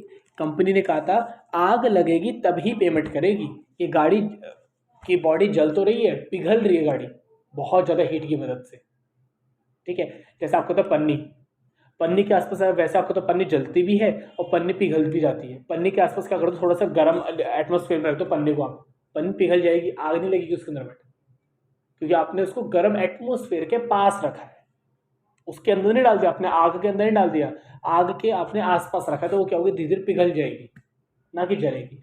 वैसी गाड़ी है, अगर आप क्या हो, गाड़ी थोड़ी थोड़ी उसकी ना कोटिंग पिघलने लग गई बट आग नहीं लगी, गाड़ी के अंदर तो मतलब कह सकते हैं फ्लेम्स नहीं आ रही, तो कंपनी पेमेंट नहीं करेगी। हाँ, अगर गाड़ी के अंदर फ्लेम्स आने लग जाए, आग आने लग जाए, मतलब आग निकलने लग जाए, तो अब कंपनी पे करेगी, अदरवाइज कंपनी पे नहीं करेगी। कंपनी कहेगी हाँ आपने करवा रखी है फायर इंश्योरेंस, फायर लगेगी तभी कंपनी पे करेगी। दूसरी बात, अगर आपने फायर इंश्योरेंस करवा रखी है और गाड़ी मान लेते हैं ये आपकी गाड़ी थी,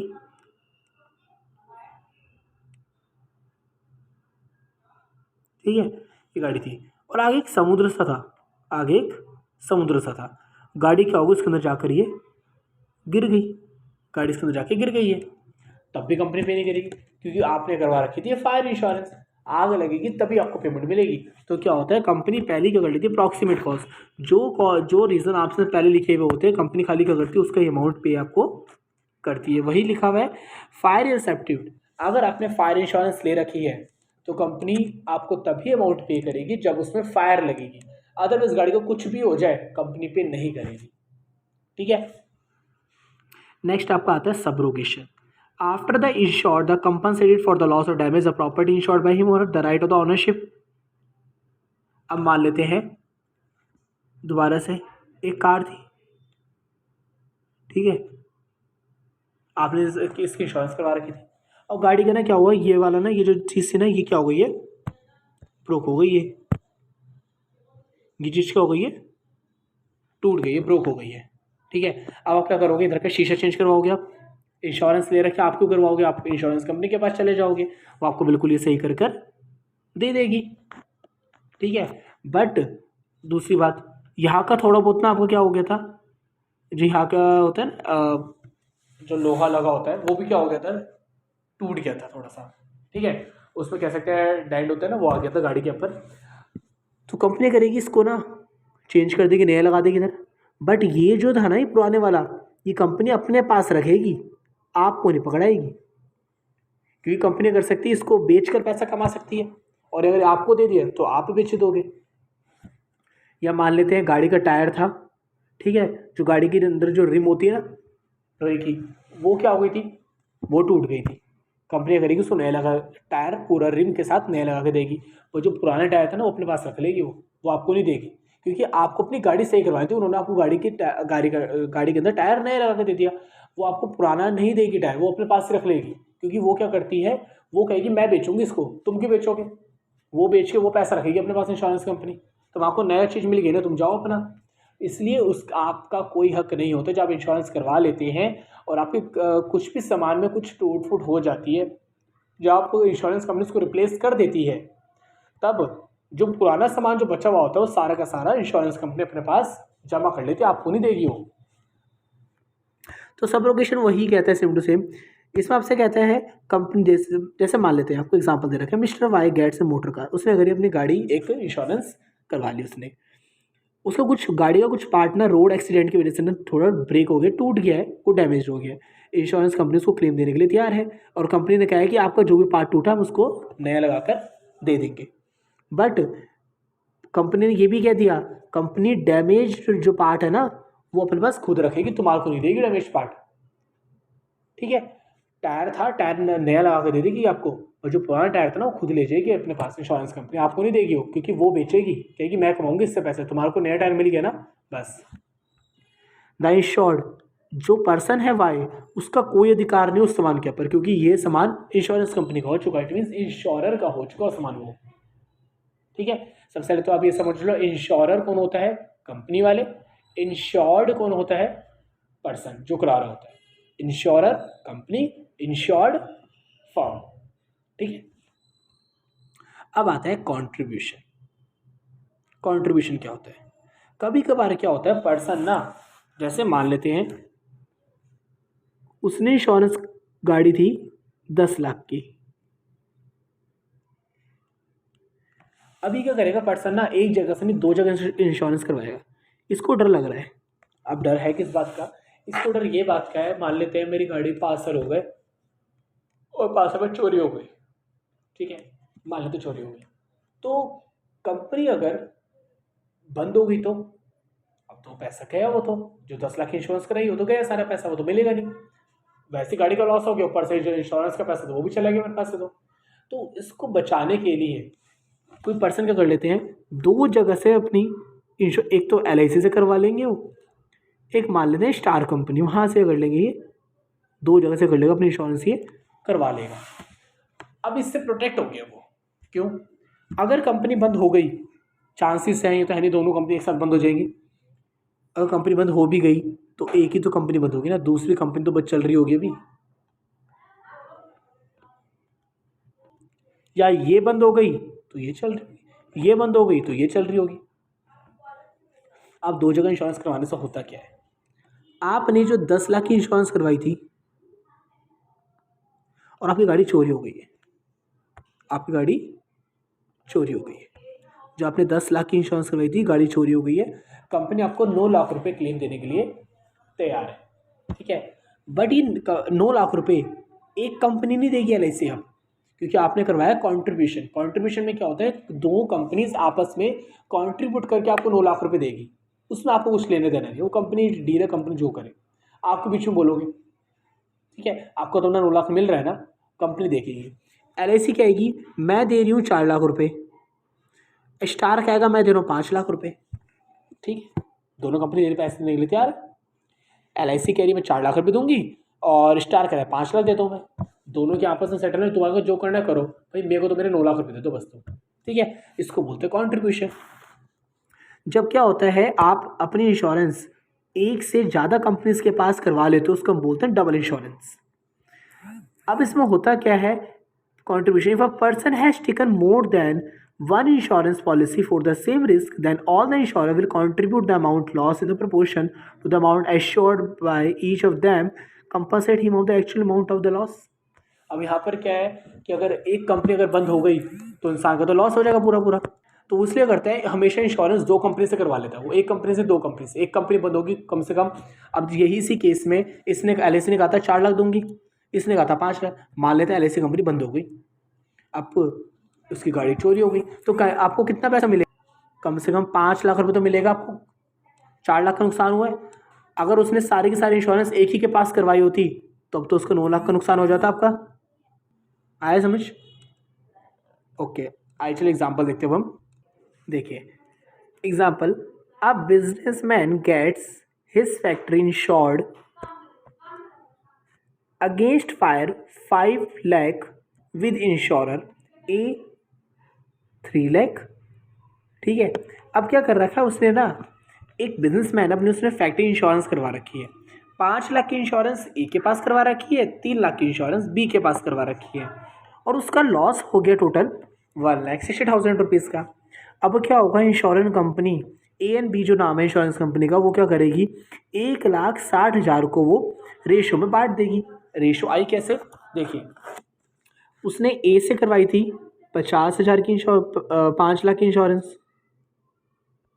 उससे करवाई थी उसने 3 लाख की इंश्योरेंस, सारी जीरो कट गई, आंसर क्या बचा आपके पास, खाली 5:3, 5:3। फिर आपसे कहता है कि क्या बोलते हैं, अब कंपनी करेगी 1,60,000 रुपये का ना इस रेशो में बांट कर दे देगी। ऐसा आपको सब करना नहीं है, बस खाली आपको ये समझना है कंट्रीब्यूशन में क्या होता है। जब आप अपनी इंश्योरेंस दो कंपनी के पास करवाते हो तो आपका जो पैसा होता है ना, जो लॉस होता है, वो भी आपको दो कंपनी मिलके देती है। फिर एक कंपनी नहीं देगी आपको, दो कंपनी मिलके देंगी, क्योंकि आपने अपनी इंश्योरेंस दो कंपनी के पास करवा रखी है। पैसा आपको उतना ही मिलेगा। आप सोचो कभी 1,60,000 की इंश्योरेंस ए से भी ले लूँगा, 1,60,000 की इंश्योरेंस बी से भी ले लूँगा, ये पॉसिबल नहीं है। तो आप सोचो 1,60,000 ए से 1,60 में बी को बोल दूँगा मेरा नुकसान हुआ है, तो थोड़ा 3-20 मिल जाएगा, नहीं, क्योंकि दोनों जो कंपनी थी ना ए और बी, वो आपस में बातचीत करती रहती है डेली, उनकी कोलैबोरेशन होती रहती है, उनकी मतलब कह सकते हो कोलैबोरेशन होती ही है, मिलकर काम करती हो, तो दोनों कंपनी करेगी मिलकर पैसा देगी। तो आपको 1,60,000 नहीं मिलेगा, आपको टोटल खाली 1,60,000 ही मिलेगा ओनली, बस वो भी दोनों कंपनी मिलकर देंगी पैसा। ओके, अब आता है मिटिगेशन, ठीक है, अब आता है mitigation. This principle state that it is a duty of the insured to take reasonable step to minimise the loss. Mitigation कहता है कि कुछ जो इंश्योर्ड मतलब कि पर्सन जो अपनी इंश्योरेंस करवा रहा है, ठीक है, और इंश्योरर कंपनी। अब कहता है इंश्योरर कंपनी ये कहती है इंश्योर्ड से कि भाई तुम्हारा सामान है, कम से कम तुम्हारे को क्या करना पड़ेगा, अपने सामान की थोड़ी टेक केयर भी करनी पड़ेगी। ये नहीं कि आपने इंश्योरेंस करवा दी तो सामान ऐसे ही पड़ा आपका बस, ठीक है, ऐसा भी नहीं करना। इट मीन्स अगर आप मान लेते हैं आपकी क्या बोलते हैं आपके पास गाड़ी है, तो आपको गाड़ी को लॉक करके रखना है, जितनी सेफ्टी आपसे हो सकती है उतनी सेफ्टी रखिए। गाड़ी की अगर मान लेते आपने बेसमेंट बना रखी, सॉरी बेसमेंट कह रहा हूँ, अगर आपने जैसे क्या होता है, कार पार्किंग हमने घर के नीचे बनवा रखी है, रात को गाड़ी उसके अंदर पार्क कर दो, गाड़ी बाहर मत खड़ी करो ना। अभी मैं सोचा गाड़ी में तो इंश्योरेंस करवा रखी, गाड़ी की गेट खोल के छोड़ दिए और क्या बोलते हैं गाड़ी की चाबी ऑन करके छोड़ दी, कुछ भी ऐसा नहीं करना। आपको जितने रीजनेबल स्टेप्स ले सकते हो आपको बचाने के लिए, उस चीज़ को बचाना है, क्योंकि वो चीज़ आपको आपको अपना ही आपकी, वैसे आपकी चीज़ है वो, तो आपको वो अपनी ही समझनी है। ये मत सोचना है कि इंश्योरेंस कंपनी पेमेंट कर देगी। तो आपको मिटिगेशन कंसेप्ट वो कहता है कि इंश्योरेंस कंपनी आपको ये समझाती है कि देखो सर, मैं आपकी इंश्योरेंस तो कर रही हूँ गाड़ी की 10 लाख की, बट ये नहीं है कि आप बिल्कुल लेजी हो जाओगे, मतलब कि आप उसकी कदर ही नहीं करोगे चीज़ की।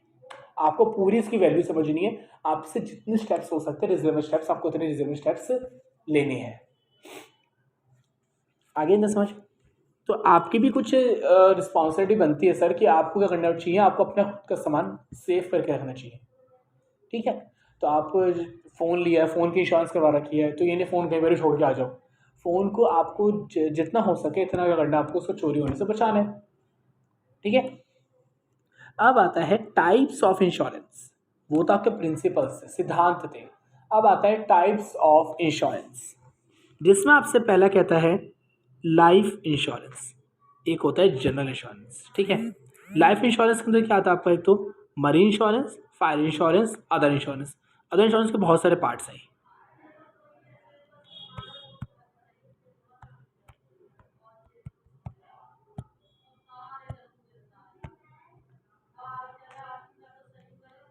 चलिए, अब आता है life insurance. Life insurance policy is the basically a protection against the uncertainty of the life, that is death. Life insurance होती क्या है, अनसर्टेनिटी है, कभी भी क्या हो सकती है, डेथ हो सकती है। लोग क्या कर लेते हैं, अपनी फैमिली को बचाने के लिए पहले से इंश्योरेंस करवा लेते हैं, क्योंकि मेरी फैमिली इससे क्या रहेगी, मैं चला जाऊँगा तो मेरी फैमिली क्या रहेगी, इससे प्रोटेक्टेड रहेगी, उसके पास कुछ टाइम तक पैसों की प्रॉब्लम्स नहीं होंगी। लाइफ इंश्योरेंस में be defined as a contract in which the insurance companies, जिसको हम बोलते हैं insurer, undertake to insure the life of person, इसको बोलते हैं एश्योर्ड या इंश्योर्ड, क्या कर देती है, उसकी लाइफ को सिक्योर्ड कर देती है, बट उसको करना पड़ता है मंथली या ईयरली, कुछ इंश्योरेंस कंपनी को, LIC कंपनी को कुछ कुछ पैसा करना पड़ता है, आपको देना पड़ता है। साल में करना पड़ता है, जैसे कि आपको ना हर महीने किस्त बनानी होती है कि 1000 रुपये करोगे आप हर महीने इंश्योरेंस कंपनी को पे करोगे। अब कंपनी कहती है अगर आपकी डेथ हो जाती है तो हम ये पैसा आपके नॉमिनी को, जिसको भी आपने सेलेक्ट करा होगा, हम क्या कर देंगे, उसको पैसा पे कर देंगे।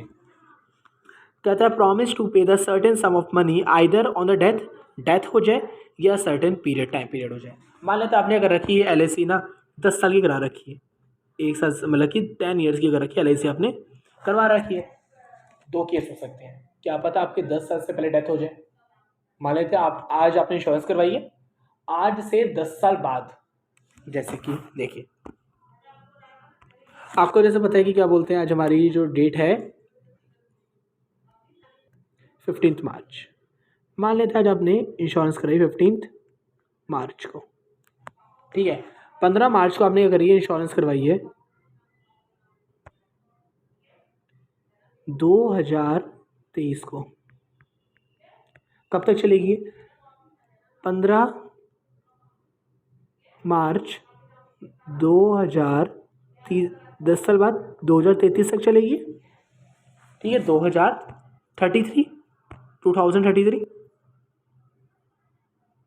ठीक है, मान लेते हैं 15 मार्च को कराइए 2023 को, और मान लेते हैं अप्रैल में 2024 को क्या हो गई, डेथ हो गई, तो कंपनी करेगी आपको पैसा 15 मार्च 2024 को पे कर देगी, जितना बात हुई थी। ठीक है, आप, उन्होंने कहा था कि आप मुझे 1000 रुपये पर मंथ दोगे और 10 साल बाद हम आपको आपके अकाउंट में हर महीने महीने 2-2 हज़ार रुपये आपको देती रहेगी। फिर आपकी 10 साल बाद किस्तें बंद हो जाएगी, आपको अब 1000 आपको नहीं देने, कंपनी आपको 2-2 हज़ार रुपये देगी अब 10 साल तक या 20 साल तक, जो भी डिसाइडेड होगा। फिर क्या होगा, मान लेते हैं अगर जैसे बताया 15 मार्च 2024 को डेथ हो जाती है। ठीक है, तो अब क्या है कि ये जो पर्सन है ना, A B जो भी होगी जिसकी डेथ हुई है, अब उसकी जो भी क्या बोलते हैं, जिसने उसको नॉमिनी बनाया होगा, उसके अकाउंट में 2-2 हज़ार रुपये आने तभी से स्टार्ट हो जाएंगे अगले साल से। या मान लेते हैं 10 साल तक डेथ नहीं होती है, अब क्या होगा, अगर 10 साल तक डेथ नहीं होती है तो आपको पैसा 15 मार्च 2033 के बाद 15 मार्च 2033 के अगले दिन 16 मार्च को आपके अकाउंट में 2,000 रुपये हर महीने आने स्टार्ट हो जाएंगे। तो दो केस बन गए, डेथ होगी तो मिल जाएंगे, डेथ ना हो तो आपको क्या हो जाएंगे, तब मिल जाएंगे। ठीक है। तो लाइफ इंश्योरेंस क्या होता है कि कंपनी अगर देती है आपको पेमेंट करने के लिए, पहले लायबल होती है दो केसेस में, अगर डेथ हो जाए तब से देना स्टार्ट कर देगी, या कोई टाइम पीरियड हो जाए, 10 साल का टाइम पीरियड हो जाए कंपनी करेगी, उसके बाद आपको पे करना स्टार्ट कर देगी। चलिए देखते हैं।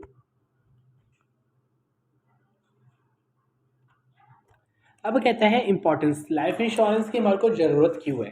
पहला, लाइफ इंश्योरेंस प्रोवाइड करता है आपकी फैमिली को, अगर आपकी डेथ हो जाती है तो आपकी फैमिली क्या रहेगी, प्रोटेक्टेड रहेगी। उसके अकाउंट में हर महीने 2,000, जो भी आपने पहले डिसाइड करा होगा, 5,000 20,000 रुपये, उस हिसाब आपको किस्तें पे करनी पड़ती है आपको स्टार्टिंग में।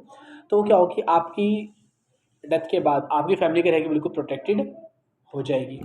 Second, it gives adequate amount of at old age, या ये हो सकता है कि आपने डिसाइड करा था 40 साल में आपने इंश्योरेंस करवा ली थी अपनी, 20 साल तक आपको पे करनी थी, 20 साल तक पे करनी थी, 60 साल हो गए, उसके बाद 60 साल के बाद आपके अकाउंट में पैसा आने स्टार्ट होते रहेंगे। आपने अपना बुढ़ापा बचाने के लिए क्या करनी स्टार्ट कर दी थी, पहले से ही इंश्योरेंस करानी स्टार्ट कर दी थी। इससे क्या होगा, अब आपकी जो एज है वो क्या रहेगी, उनको प्रोटेक्टेड रहेगी। Last, life insurance is not only a protection, ये खाली प्रोटेक्शन नहीं होती है, ये आपकी इन्वेस्टमेंट भी है।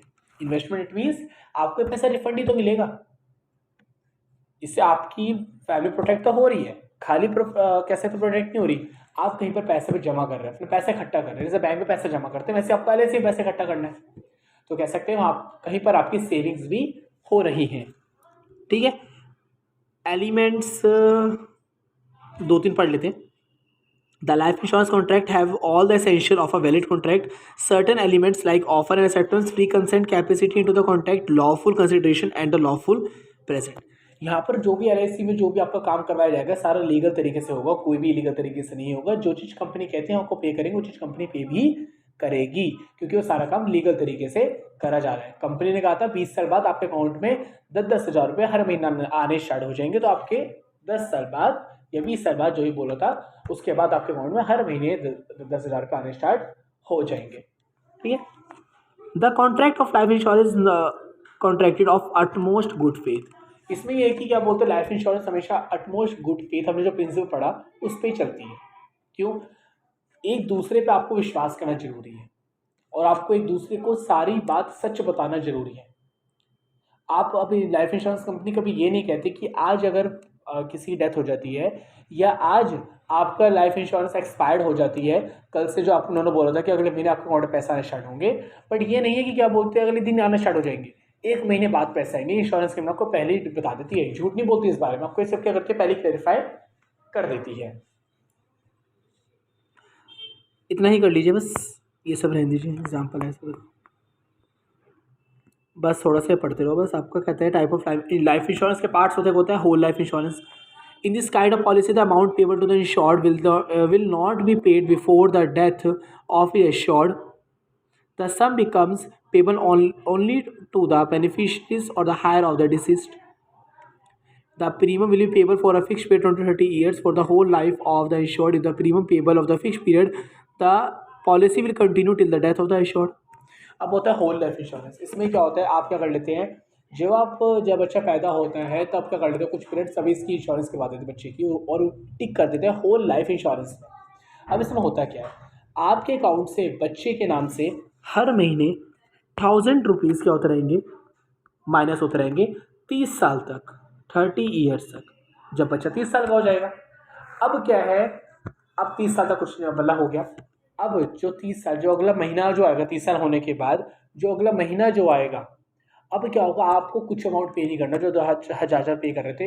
अब जो उस बच्चा था, जिस बच्चे का हमने इंश्योरेंस करवाई थी, अब उस बच्चे के अकाउंट में क्या आने स्टार्ट हो जाएंगे, हर महीने जो भी कंपनी ने डिसाइड करा था हर महीने 5-5 हज़ार रुपये आने स्टार्ट हो जाएंगे। कब तक, जब तक वो बच्चा क्या रहता है, जिंदा रहता है। बच्चा मान लेते हैं वो बच्चा 80 साल तक जिया, 30 साल में आपने 30 साल तक पे करें, पर बच्चे को 30 साल से 80 साल 50 साल में क्या होगा, पैसा 50 साल तक मिलता रहेगा। होल लाइफ में यही तो होता है, आप अपनी इंश्योरेंस बचपन में करवा लेते हो, 30 साल तक अमाउंट पे करना होता है आपको, 1000 रुपये 2000 जो भी हम डिसाइड करें, उसके बाद आपकी ज़िंदगी पूरी क्या होती है, इंश्योर्ड हो जाती है। अब आता है एंडाउमेंट लाइफ इंश्योरेंस पॉलिसी कहती है। इसमें कहता है कि द इंश्योरेंस कंपनी जो है undertake a specified sum when the insurer attains a particular on the death और ऑन द डेथ। जैसे आपको अभी हम जो पहले पढ़ा तो ये यही वाला केस पढ़ा था एंडाउमेंट वाला, कि आपने अगर अपनी इंश्योरेंस करवा ली, आपकी डेथ के बाद पैसा आना स्टार्ट हो जाएगा या कुछ वो टाइम पीरियड के बाद पैसा आना स्टार्ट हो जाएगा, बट पूरी जिंदगी भर नहीं। कंपनी ने कहा था 20 साल तक आप पे करो हमारे को 10,000 रुपये, आफ्टर 20 ईयर्स हम आपको पे करेंगे 20 साल तक। अब हम पे करेंगे 20 साल तक, पहले आप हमारे को पे करो 10,000 रुपये, आफ्टर 20 ईयर्स हम क्या करेंगे, आपको आपके अकाउंट में हर महीने 20,000 रुपये करेंगे डिपॉजिट करेंगे 20 साल तक, ओनली 20 ईयर्स तक। ज्वाइंट लाइफ पॉलिसी क्या होती है, इसमें क्या होते हैं, दो पर्सन आपस में क्या कर लेते हैं, अपनी ज्वाइंट पॉलिसी करवा लेते हैं। The assured sum of the policy money is payable upon the death और only of any one person to the another person survivor. इसमें क्या होता है, मान लेते हैं एक हस्बैंड है एक वाइफ, ठीक है, हस्बैंड वाइफ का कर रहे हैं, होमवर्क बन गया वैसे आपका ये, ठीक है। अगर हस्बैंड, मान लेते हैं हस्बैंड वाइफ ने दोनों क्या कर रखी है, अपने साथ में इंश्योरेंस करवा रखी है, उसको बोलते हैं ज्वाइंट लाइफ पॉलिसी। मान लेते हैं हस्बैंड की डेथ हो जाती है तो इसका पैसा किसको मिलना स्टार्ट हो जाएगा, वाइफ को। या मान लेते हैं वाइफ की क्या हो गई है, मतलब डेथ हो गई है, तब पैसा किसको मिलेगा, हस्बैंड को। तो ज्वाइंट में क्या होता है, जिसकी डेथ हो जाती है उसके बाद से दूसरे वाले पार्टनर को पैसा मिलना स्टार्ट हो जाता है, या दूसरे की डेथ हो गई तो पहले वाले पार्टनर को पैसा मिलना स्टार्ट हो जाएगा, उसको बोलते हैं ज्वाइंट लाइफ पॉलिसी। एक की डेथ होने के बाद ये पैसा दूसरे को मिलना स्टार्ट हो जाता है। अब आता है एन्युइटी पॉलिसी क्या होती है। Under this policy the assured sum और policy money is payable after the assured attains monthly quarterly instalment, the premium is paid instalment over a period of time and single premium. अब आप क्या करते हो, आप कहते हो भाई मैं ना क्या करूँगा, अपनी लाइफ जो पॉलिसी है ना 1 साल से लेकर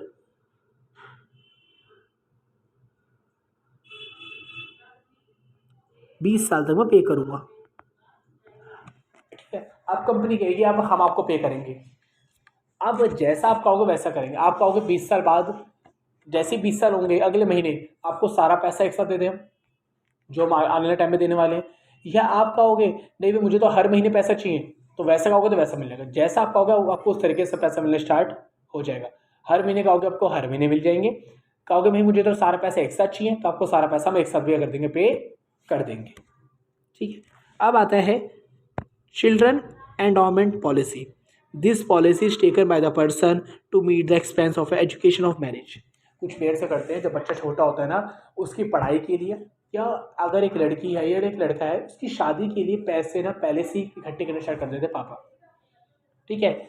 बच्चा आज वाले थे, लड़की पैदा हुई है, ये लड़का पैदा हुआ है, आज क्या करेंगे, आज से लेकर 20 साल तक, पता है बच्चे की शादी 20 साल बाद होती है या बच्चे की एजुकेशन 20 साल के बाद या 18 साल के बाद स्टार्ट होती है। 18 साल तक क्या करेंगे, उस बच्चे के लिए ना इंश्योरेंस करवा देंगे। अब होगा क्या, जैसे 18 साल हो जाएंगे, बच्चा कहता है मुझे तो पापा बाहर पढ़ने जाना है फॉरेन में, तब क्या होगा, जो सारा फॉरेन का जो भी खर्चा होगा सारा इंश्योरेंस कंपनी देगी, ठीक है। वो चीज़ पहले डिसाइड हो जाएगी, सारा फॉरेन का जो भी खर्चा होगा कौन पे करेगी, लाइफ इंश्योरेंस कंपनी ही क्या करती है, पे करेगी, ठीक है। बट या मैरिज के लिए करिए, 20 साल हो गए हैं पूरे, इंश्योरेंस कंपनी आपको पेमेंट कर दे, कहेगी ये लो भाई तुमने बच्चों की शादी के लिए पैसा इकट्ठा करा था, ये लो तुम्हारे 1 करोड़ रुपए, जो भी पहले से डिसाइड करा था आपने, सारे पैसे आपको मिलने स्टार्ट अब हो जाएंगे, ठीक है। चलिए अब आपका आता है, हमने पढ़ ली लाइफ इंश्योरेंस क्या थी, लाइफ को जिंदगी के साथ भी जिंदगी के बाद भी, ठीक है, ये आपका स्लोगन। चलिए अब हम आते हैं फायर इंश्योरेंस पे। अब फायर इंश्योरेंस क्या कहती है,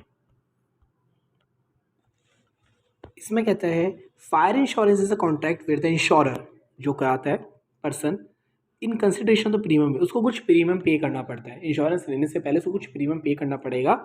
undertakes to make good any loss और damage caused by a fire during the period of to the specific policy. अब क्या होता है, जब आप क्या करते हैं अपनी फायर इंश्योरेंस करवाते हैं ना, आपको एक टाइम पीरियड मिल जाता है।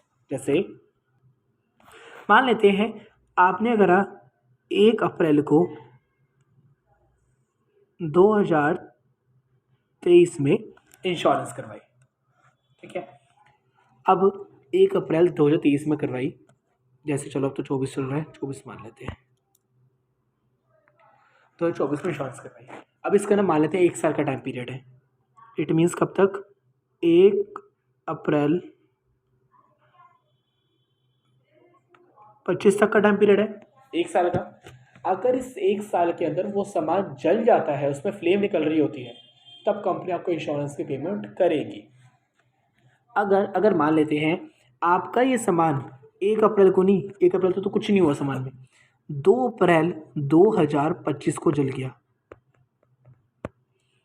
ये 1 अप्रैल 2025 को नहीं जला, सामान अगले दिन जल गया, तब कंपनी इंश्योरेंस का पेमेंट करेगी नहीं, कि कंपनी का जो वैलिडिटी थी, आपके पास 1 अप्रैल 2025 तक की वैलिडिटी थी। अब कंपनी आपको इंश्योरेंस का पेमेंट अब नहीं करेगी। हाँ, बट अगर आपने 1 अप्रैल 2025 को ही अपनी इंश्योरेंस रिन्यू करवा ली है, 1 साल के लिए आगे बढ़वा ली है, तो आपकी दोबारा इंश्योरेंस स्टार्ट हो गई 1 अप्रैल 2025 से लेकर 1 अप्रैल 2026 तक। अब 2 अप्रैल को सामान जल गया, तब आपको कंपनी पे करेगी, क्योंकि आपने रात को इंश्योरेंस करवा ली है। बट अगर आप सोच रहे थे कि यार अभी 1 अप्रैल ही तो हुई है, आज ही तो इंश्योरेंस खत्म हुई है, ऐसे करूंगा 5 अप्रैल को मैं करवा लूंगा, और मान लेते हैं 3 अप्रैल को सामान जल गया, अब कंपनी आपको पेमेंट नहीं करेगी। तो लाइफ इंश्योरेंस में होता क्या है, टाइम पीरियड होता है, कंपनी करती है उसके अंदर आपको पेमेंट कर देती है। There must be actual loss, fire must be accidental और नॉन इंटेंशन। यहाँ पर क्या होता है, एक्चुअल लॉस करा जाता है, ठीक है। Second, fire must be accidental, fire हमेशा क्या होती है, एक्सीडेंटल लॉस है। एक्सीडेंट मतलब कि एक्सीडेंट हो गया तो क्या होता है, लॉस आपका इनकर्ड हो जाता है, बट वो चीज़ फायर इंश्योरेंस है तो उस चीज़ में आग लगनी जरूरी है। काफ़ी लोग तो क्या करते हैं, गाड़ी मतलब हो गई है आग ना, खुद भी लगवा देते हैं, काफ़ी लोग, बहुत केसेस आते हैं खुद भी लगवा देते हैं आग, फायर इंश्योरेंस का पैसा लेने के लिए, ठीक है।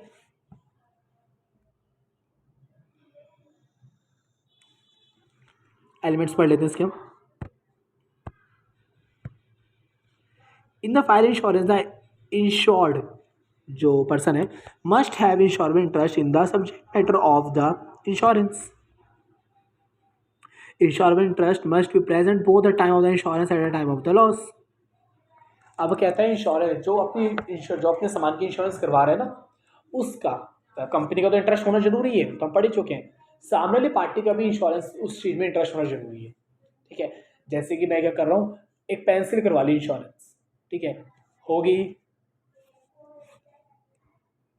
इंश्योरेंस कंपनी मुझे मना कर देगी, इंश्योरेंस कंपनी मुझे मना कर देगी कि भाई क्या बोलते हैं, आपको इंश्योरेंस की इस चीज़ की इंश्योरेंस करवाने की नीड नहीं, हम नहीं करते। क्यों? क्योंकि ना ही कंपनी को इसमें इंटरेस्ट है और ना ही आपका इंटरेस्ट होगा इस पेंसिल में। 2 रुपए की तो पेंसिल है, इसमें क्या इंटरेस्ट रखोगे आप अपना, नहीं लिया होगा, चोरी भी हो गई, खो भी गई, पानी में गिर गई, जल गई, कुछ भी करी।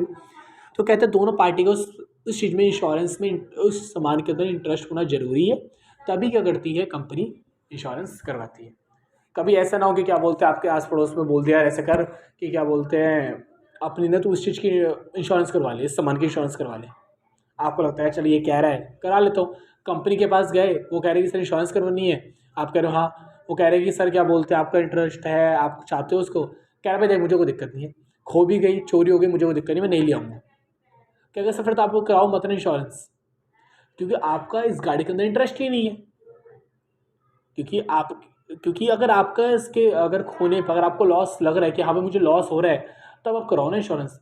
जब आपको फिक्र ही नहीं है इस चीज़ की, तो आप इंश्योरेंस मत ही कराओ फिर तो आप। तो दोनों पार्टी को उस चीज़ में इंटरेस्ट होना जरूरी है, तभी कंपनी करती है उस चीज़ की इंश्योरेंस करती है। Second, the contract of fire insurance is a contract of utmost good faith. दोनों को एक दूसरे पर क्या होना जरूरी है, ट्रस्ट होना बहुत जरूरी है, दोनों को एक दूसरे पे ट्रस्ट होना बहुत ही ज़्यादा जरूरी है, ठीक है। इट मीन्स कहने वाला ये है कि क्या बोलते हैं, अगर जो पार्टी है ना, अटमोस्ट आपको क्या करना चाहिए, जो भी कंपनी है इंश्योरेंस को, आपको पहले ही सब कुछ सच बताना चाहिए। अगर गाड़ी जली थी, आपने वैसे आपको ऐसा करना नहीं चाहिए, गाड़ी अगर नहीं जली आप खुद ही जला दो उस गाड़ी को, ठीक है, ऐसा नहीं करना चाहिए। ऐसा आपको नहीं करना चाहिए। आपको क्यों? क्योंकि आपको कंपनी का विश्वास रखना चाहिए। एटमोस्ट क्यों देखो आपने गाड़ी जला दी, कंपनी आपको इंश्योरेंस पे कर रही है, क्यों? कंपनी ने तो आपके ऊपर विश्वास रखा, बट आप तो कंपनी पे विश्वास नहीं रख रहे ना। आप तो अपना नुकसान खुद कर रहे हो। क्यों? इंश्योरेंस का पैसा लेने के लिए। बट कंपनी ने जो कहा था वही करा। कंपनी ने कहा था हम आपके ऊपर पूरा भरोसा कर रहे हैं, तो कंपनी ने कहा हाँ भाई सच में जली है। आप पे शक भी नहीं करा कंपनी ने, आपको पेमेंट कर दी। बट आपने तो कंपनी के साथ गद्दारी करी ना, गद्दारी की सजा मौत। ठीक है, चलिए ये सब छोड़ दीजिए चाहे अब आपका आता है मरीन इंश्योरेंस। कहते हैं marine insurance is a contract, is agreement होता है जब सामान आपका शिप के थ्रू जा रहा होता है। आप क्या कर लेते हो, तब तक के लिए अपनी इंश्योरेंस करवा लेते हो। उसकी वैलिडिटी ना क्या होती है देखिए। मान लेते हैं आज सामान आपका इंडिया से जा रहा है यूएस, शिप में बैठ चुके हैं ये, मान लेते हैं ये रास्ता है, ठीक है, और यहाँ से की और ये शिप जा रही है, ठीक है, यहाँ शिप जा रही है। तो जब तक शिप यहाँ से निकलकर यहाँ नहीं पहुँच जाती आपका सामान सिक्योरली, तब तक वो वैलिड होगी मरीन इंश्योरेंस। ठीक है, जैसे सामान आपका यहाँ पहुँच गया तभी मरीन इंश्योरेंस खत्म, क्योंकि आपको इंश्योरेंस का पेमेंट करनी पड़ती है मरीन इंश्योरेंस की। आपको पैसा खराब चला गया, क्योंकि सारा प्रॉफिट किसका हो गया? कंपनी का हो गया। बट अगर आपका ये जहाज़ क्या हो जाता है, टूट जाता है यहाँ से, और यहाँ से नीचे पानी के अंदर गिर जाता है, और पानी के अंदर गिर जाता है, इट मीन्स कि क्या होता है, पानी के अंदर ये यहाँ पर गिर गया, ठीक है, इट मीन्स आपका सारा सामान डूब गया। आपका तो सारा सामान डूब गया ना। तब क्या करेगी कंपनी? आपको इंश्योरेंस का पैसा पे कर, इंश्योरेंस का जो भी सामान था उसकी पेमेंट आपको कंपनी करेगी। अदरवाइज कंपनी आपको पेमेंट इसकी नहीं करेगी। अगर आपका सामान फाइनली यहाँ पहुँच गया है, ये वैलिड तब तक होती है मरीन इंश्योरेंस, वैलिड स्टार्ट हमेशा इसकी जो वैलिडिटी है, एक पॉइंट इंडिया से लेकर यूएस तक की वैलिडिटी होगी इसकी। जैसे ही यूएस में पहुँच गई आपकी मरीन इंश्योरेंस खत्म। ठीक है, हाँ यूएस और इंडिया के बीच में अगर अगर आपका जहाज कुछ हो जाता है, सामान डूब जाता है, तो आपको कंपनी इंश्योरेंस को पेमेंट करेगी, अदरवाइज नहीं करेगी।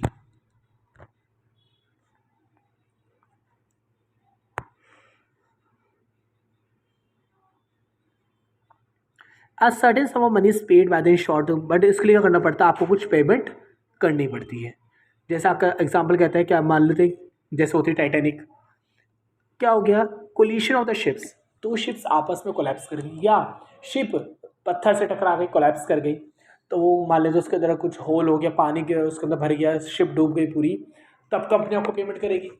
ठीक है, अगर वो फाइनली सही सलामत पहुंच जाती है यूएस, तब कंपनी आपको पेमेंट इसकी नहीं करेगी। 3 टाइप की इंश्योरेंस होती है इसके अंदर भी, मरीन के अंदर। पहला होता है शिप और हल इंश्योरेंस।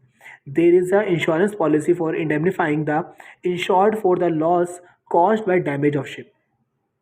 अगर ये लॉस शिप ने करा है तो आपको लेनी पड़ती है शिप और हल इंश्योरेंस। कार्गो शिप क्या होती है? अगर ये लॉस किसने करा है? Cargo ship. कार्गो शिप वो शिप होती है जो क्या करती है, सामान को लेकर जाती है। अगर उसने इंश्योरेंस करा है तो आपको कार्गो शिप की इंश्योरेंस लेनी पड़ती है। फ्रिंज इंश्योरेंस क्या होता है?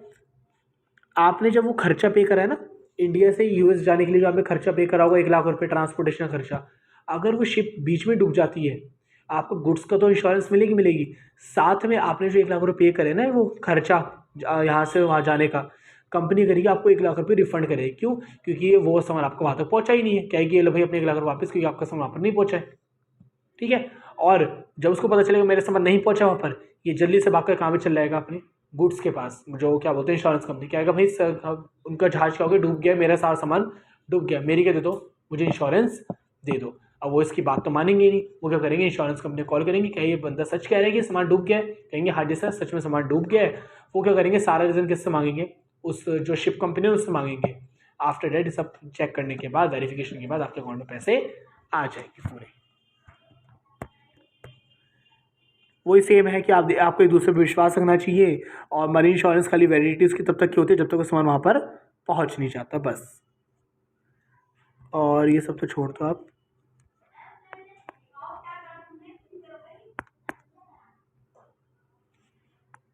ये सब बर्गलरी वगैरह छोड़ दो आप। हाँ, अब हम आते हैं थोड़े इंपॉर्टेंट टॉपिक। अब आता है आपका communication services. Communication service like the postal services, telephone service, बहुत सारी क्या करती है सर्विसेज आपको मिलती है। ठीक है, फॉर दी क्विक इन्फॉर्मेशन, अगर आपको जल्दी से इन्फॉर्मेशन चाहिए क्या करते हैं आप, बहुत सारी सर्विसेज हायर कर लेते हो। इसमें से पहले आती है पोस्टल सर्विस। क्या होता है? ठीक है, पोस्टल सर्विस में आपका पहला आता है financial facilities. These facilities are provided through the post office saving scheme like the Public Provident Fund, Kisan Vikas Patra certificate in the addition to normal retail banking functioning or the monthly income schemes, recurring deposit saving account। ये एक ऐसी postal service मतलब क्या होता है, जो आपके आसपास में डाकखाना होता है ना, इंडिया पोस्ट जो है, आपको क्या मिलता है उसमें से ना, आप क्या कर लेते हो अपना थोड़ा थोड़ा पैसा पोस्ट ऑफिस में जमा करते रहते हो। ठीक है, फाइनेंशियल फैसिलिटी मिलती है आपको, पोस्ट ऑफिस में जाओगे अपना पैसा जमा कर दो, जैसे आपके पैसे एसबीआई में जमा होते हैं वैसे ही सेम टू सेम पैसे आपके पोस्ट ऑफिस में भी जमा होते हैं। ठीक है, सेकंड, आपको मेल की फैसिलिटी देते हैं, आपका सामान एक जगह से दूसरी जगह पहुंचाया जाता है पोस्ट ऑफिस वाला। मेल सर्विसेज कंसिस्ट होता है पार्सल, आपका करता है पार्सल एक जगह से निकाल कर दूसरी जगह पहुंचाएगा। आप पार्सल ना दे तो आपको अपना पार्सल अगर फ्रेंड के पास पहुंचाना है, आप पार्सल अपना इंडिया पोस्ट पे दे दो, जो आपके घर के आसपास है पोस्ट ऑफिस, वहाँ दिया हो, वो क्या करेंगे आपके दोस्त के घर तक पहुंचा देंगे। ये भी काम करते हैं ये। थर्ड, क्या करते हैं आपके लिए बहुत सुंदर सा किसी ओकेशंस पे क्या करते हैं, ये ग्रीटिंग कार्ड्स भी आपके लिए क्या कर देते हैं, बनवा देते हैं, ये कहीं से मंगवा देते हैं, ये ग्रीटिंग कार्ड्स भी अच्छे अच्छे बना के देते हैं आपको ये। मीडिया पोस्ट क्या कर सकते हैं हम, an innovative and effective vehicle for the Indian corporate to advertise their brand. अगर आपको गंडा बनाना है तो इसमें आपसे कहते हैं कि क्या बोलते हैं, आप क्या कर सकते हैं, एनवलप्स जो होते हैं हमारे पास। ठीक है, एडवर्टाइज देयर ब्रांड, हम क्या करते हैं सामान को ना इनोवेटिव और इफेक्टिव बनाने के लिए vehicle for the Indian corporate to advertise their brand through post card, envelopes, aerograms, telegrams and also the जो लेटर बॉक्स होते हैं। हम क्या कर सकते हैं, अगर हमारे को अपने कंपनी को ग्रो करना है या बहुत सारी हमारे को चीज़ों को एंकरेज करना, बढ़ावा देना, तो हम क्या कर सकते हैं, मीडिया पोस्ट का इस्तेमाल कर सकते हैं। मीडिया पोस्ट मतलब कि जो हम क्या कर सकते हैं, मतलब टेक्नोलॉजी के थ्रू कह सकते हैं, हम उसके थ्रू भी कर सकते हैं, वहाँ पर भी हमारा होता है काम। ये डायरेक्ट पोस्ट करते हैं। Direct post is for the direct advertising, it can be both address as well as the un address. क्या करते हैं कि ये हमारे मतलब पोस्ट को ना मतलब काफ़ी ज़्यादा काफ़ी लार्ज एरिया तक जहाँ पर भी ये होते हैं, मतलब क्या करते हैं, हमारे सामान को दूर दूर तक भी ये पहुँचा देते हैं। इसमें आप हाँ ये भी क्या था आपसे, इंटरनेशनल मनी ट्रांसफ़र आप क्या कर सकते हैं, किसी को भी दूसरी कंट्री में अपना क्या कर सकते हैं, अमाउंट ट्रांसफ़र कर सकते हैं, बट टोटल आप जो कर सकते हैं 185 कंट्रीज़ है वहाँ पर ये सामान भेज सकते हैं, बट टोटल वहाँ पर 204 कंट्रीज़ है। आउट ऑफ 185 कंट्री में ही आप इंडिया से 185 कंट्री में पैसा भेज सकते हैं। नेक्स्ट ये तो आप छोड़ दीजिए। ठीक है, फिर आपसे कहते हैं स्पीड पोस्ट क्या होता है। स्पीड पोस्ट क्या होता है, ये क्या करता है, आपका सामान ना जल्दी से, अगर आपको स्पीड पोस्ट करवाना है, अगर आपका सामान आज दिल्ली के अंदर है, दिल्ली के अंदर आपने कहीं पोस्ट करा, आपको दिल्ली के अंदर ही सामान पहुंचाना, आज ही पहुंचाना, तो आप स्पीड पोस्ट भी कर सकते हैं। उसमें क्या होता है, आपके लिए पर्सनली सामान जल्दी से पहुँचा दिया जाता है। ठीक है, स्पीड पोस्ट में आपका ये होता है, थोड़े पैसे एक्स्ट्रा लगते हैं बट आपका सामान पहुँचा दिया जाता है स्पीड पोस्ट में जल्दी। उसमें कोशिश की जाती है जितना जल्दी सामान नॉर्मल पोस्ट से जल्दी सामान स्पीड पोस्ट में पहुँचता है। ठीक है, अब आता है ई बिल पोस्ट। क्या होता है, it is the latest offering of the department to collect the bill payment across the country और the BSNL Airtel Bharti Airtel. तो इसका काम क्या भी है, जैसे कि बाहर भी के बहुत सारे नेटवर्क्स लगे हैं, वहाँ से जो पेमेंट्स आती हैं, बाहर की कंट्री से जो पेमेंट्स आती हैं, पोस्ट ऑफिस का काम है क्या करना, उनको भी रिसीव करना, फिर हमारे इंडिया में उन कंपनी को पकड़ा देना। जैसे कि मान लेते हैं यहाँ से ये फॉरेन कंट्री US है, बीच में पोस्ट ऑफिस बैठेगा, पेमेंट पोस्ट ऑफिस को होगी, पोस्ट ऑफिस वाले करेगा, जो इंडिया में जो रहता है ना, ये क्या बोलते हैं BSNL के जो ऑनर जो रहते होंगे उनको कर देगा, पेमेंट कर देगा। या एयरटेल कंपनी है, डायरेक्ट पेमेंट इसके पास नहीं आएगी, पहले पेमेंट किसके पास जाएगी, पोस्ट ऑफिस, फिर पेमेंट इसके पास जाएगी। अब आपका नेक्स्ट आता है टेलीकॉम सर्विसेज। इसमें खाली आप नाम याद कर ले रहे बस। कहते हैं world class telecommunications infrastructure is the key to rapid economic social development of the country. It is the fact of the backbone of the every business. कह सकते हैं बैकबोन मतलब कि जो एक रीढ़ की हड्डी होती है ना बिजनेस के अंदर भी ना, टेलीकॉम का वही बहुत बड़ा रोल है। जैसे कह सकते हैं आज के टाइम में बिना टेलीफोन के काम करना है, चाहे कीपैड वाला हो चाहे स्मार्टफोन हो, बिना उसके काम करना बहुत ज़्यादा डिफिकल्ट है, क्योंकि किसी से हम कॉन्टैक्ट नहीं कर पाते। किसी से कॉन्टैक्ट करना होता है तो हमारे को फिर अगर फ़ोन नहीं है तो हमारे को उसके घर जाना पड़ेगा, और कह सकते हैं टाइम बहुत ज़्यादा वेस्ट होगा। तो टेलीकम्युनिकेशन का भी बहुत बड़ा रोल है बिज़नेस को डेवलप करने के लिए। तो बिज़नेस सर्विस में टेलीकॉम सर्विसेज भी काफ़ी बड़ा रोल क्या कर सकते हैं, प्ले करता है, जिसमें आपका पहला आता है सेलुलर मोबाइल सर्विसेज, जो हम फ़ोन यूज़ करते हैं। फिक्स्ड लाइन सर्विसेज, जो क्या बोलते हैं वो लगे होते हैं, एमटीएनएल के फ़ोन लगे होते हैं घरों के अंदर। एंड कहता है cable services, VSAT, full form है इसकी वेरी स्मॉल एपरेचर टर्मिनल। ठीक है, फिर आपसे कहते हैं DTH, डायरेक्ट टू होम, जो हमारे घर में ये लगा होता है ना DTH, डिश टीवी और जो आते हैं उसको हम कहते हैं। ट्रांसपोर्टेशन भी बहुत बड़ा रोल है बिजनेस के अंदर। सामान जब तक एक जगह से दूसरी जगह पहुंचेगा नहीं तब तक कुछ भी नहीं हो सकता।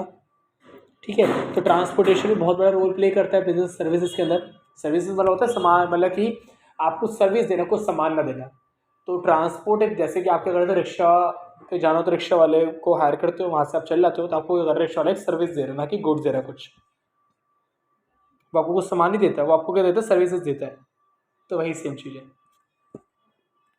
फिर आता है वेयर हाउसिंग। वेयर हाउसिंग क्या होता है, सामान को क्या करना है, स्टोर करना। बताया था जैसे कि रेंट पे अगर आप रहते क्या करेंगे, आप जब रेंट पे रहते हो ना, वो आपको सर्विस प्रोवाइड कर रहे होते हैं, आपको गुड्स प्रोवाइड नहीं करते, वो सर्विस दे रहे होते हैं कि आप हमारे इधर रह रहे हो, तो आपको वो दे रहे हैं, सर्विसेज दे रहे हैं। ठीक है, और आप जब जाओगे तो घर तो उधर ही छोड़ के जाओगे, घर तो लेके जाओगे साथ में, तो आपको सर्विस दे रहे हैं बस वो भी। तो वेयर हाउसिंग मतलब क्या होता है, सामान को, अपने सामान को गोडाउन में रख देना। तो कह सकते हैं बिजनेस का भी इसमें बहुत बड़ा काम होता है, रोल होता है। विदाउट इसके भी कह सकते हैं बिजनेस ग्रो नहीं कर सकता। ओके, ये सब आपको नहीं करना है।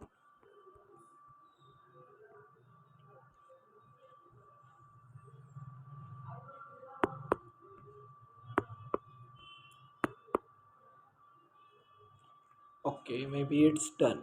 यस, आई होप सो आपको पूरा चैप्टर समझ आया होगा। कोई भी प्रॉब्लम हो आप मुझे कमेंट कर सकते हैं। ठीक है, और कल जो हम करेंगे, सबसे पहले हम अपने सैम्पल पेपर्स करेंगे। और हाँ, कल तो आपकी 16-17 जैसे मैंने आपको बोला था कि क्या बोलते हैं, इसमें इंपॉर्टेंट क्वेश्चन मार्क करूँगा मैं। तो इंपॉर्टेंट क्वेश्चन आपको मैं इसकी एक क्या बोलते हैं वीडियो बना दूंगा। एक कल होगी और एक परसों होगी। टोटल हमारे 10 चैप्टर्स हैं, 5 देखूंगा कल बना दूंगा और 5 बाकी परसों बना दूंगा। ठीक है, उसमें ऑनलाइन खाली इंपॉर्टेंट क्वेश्चन की वीडियो होगी वो। एंड फिर हम आपको सैम्पल पेपर की भी देखते हैं, अगर टाइम लगा तो हम सैम्पल पेपर की भी वीडियो आपको मतलब प्रोवाइड कर देंगे। जो हमारे पास जो CBSE से जो हमारे पास 2 सैम्पल पेपर्स आ रखे हैं, उसको भी हम करेंगे डिस्कस। ठीक है, तो आपको कोई आई थिंक प्रॉब्लम नहीं होगी। Thank you for watching my video.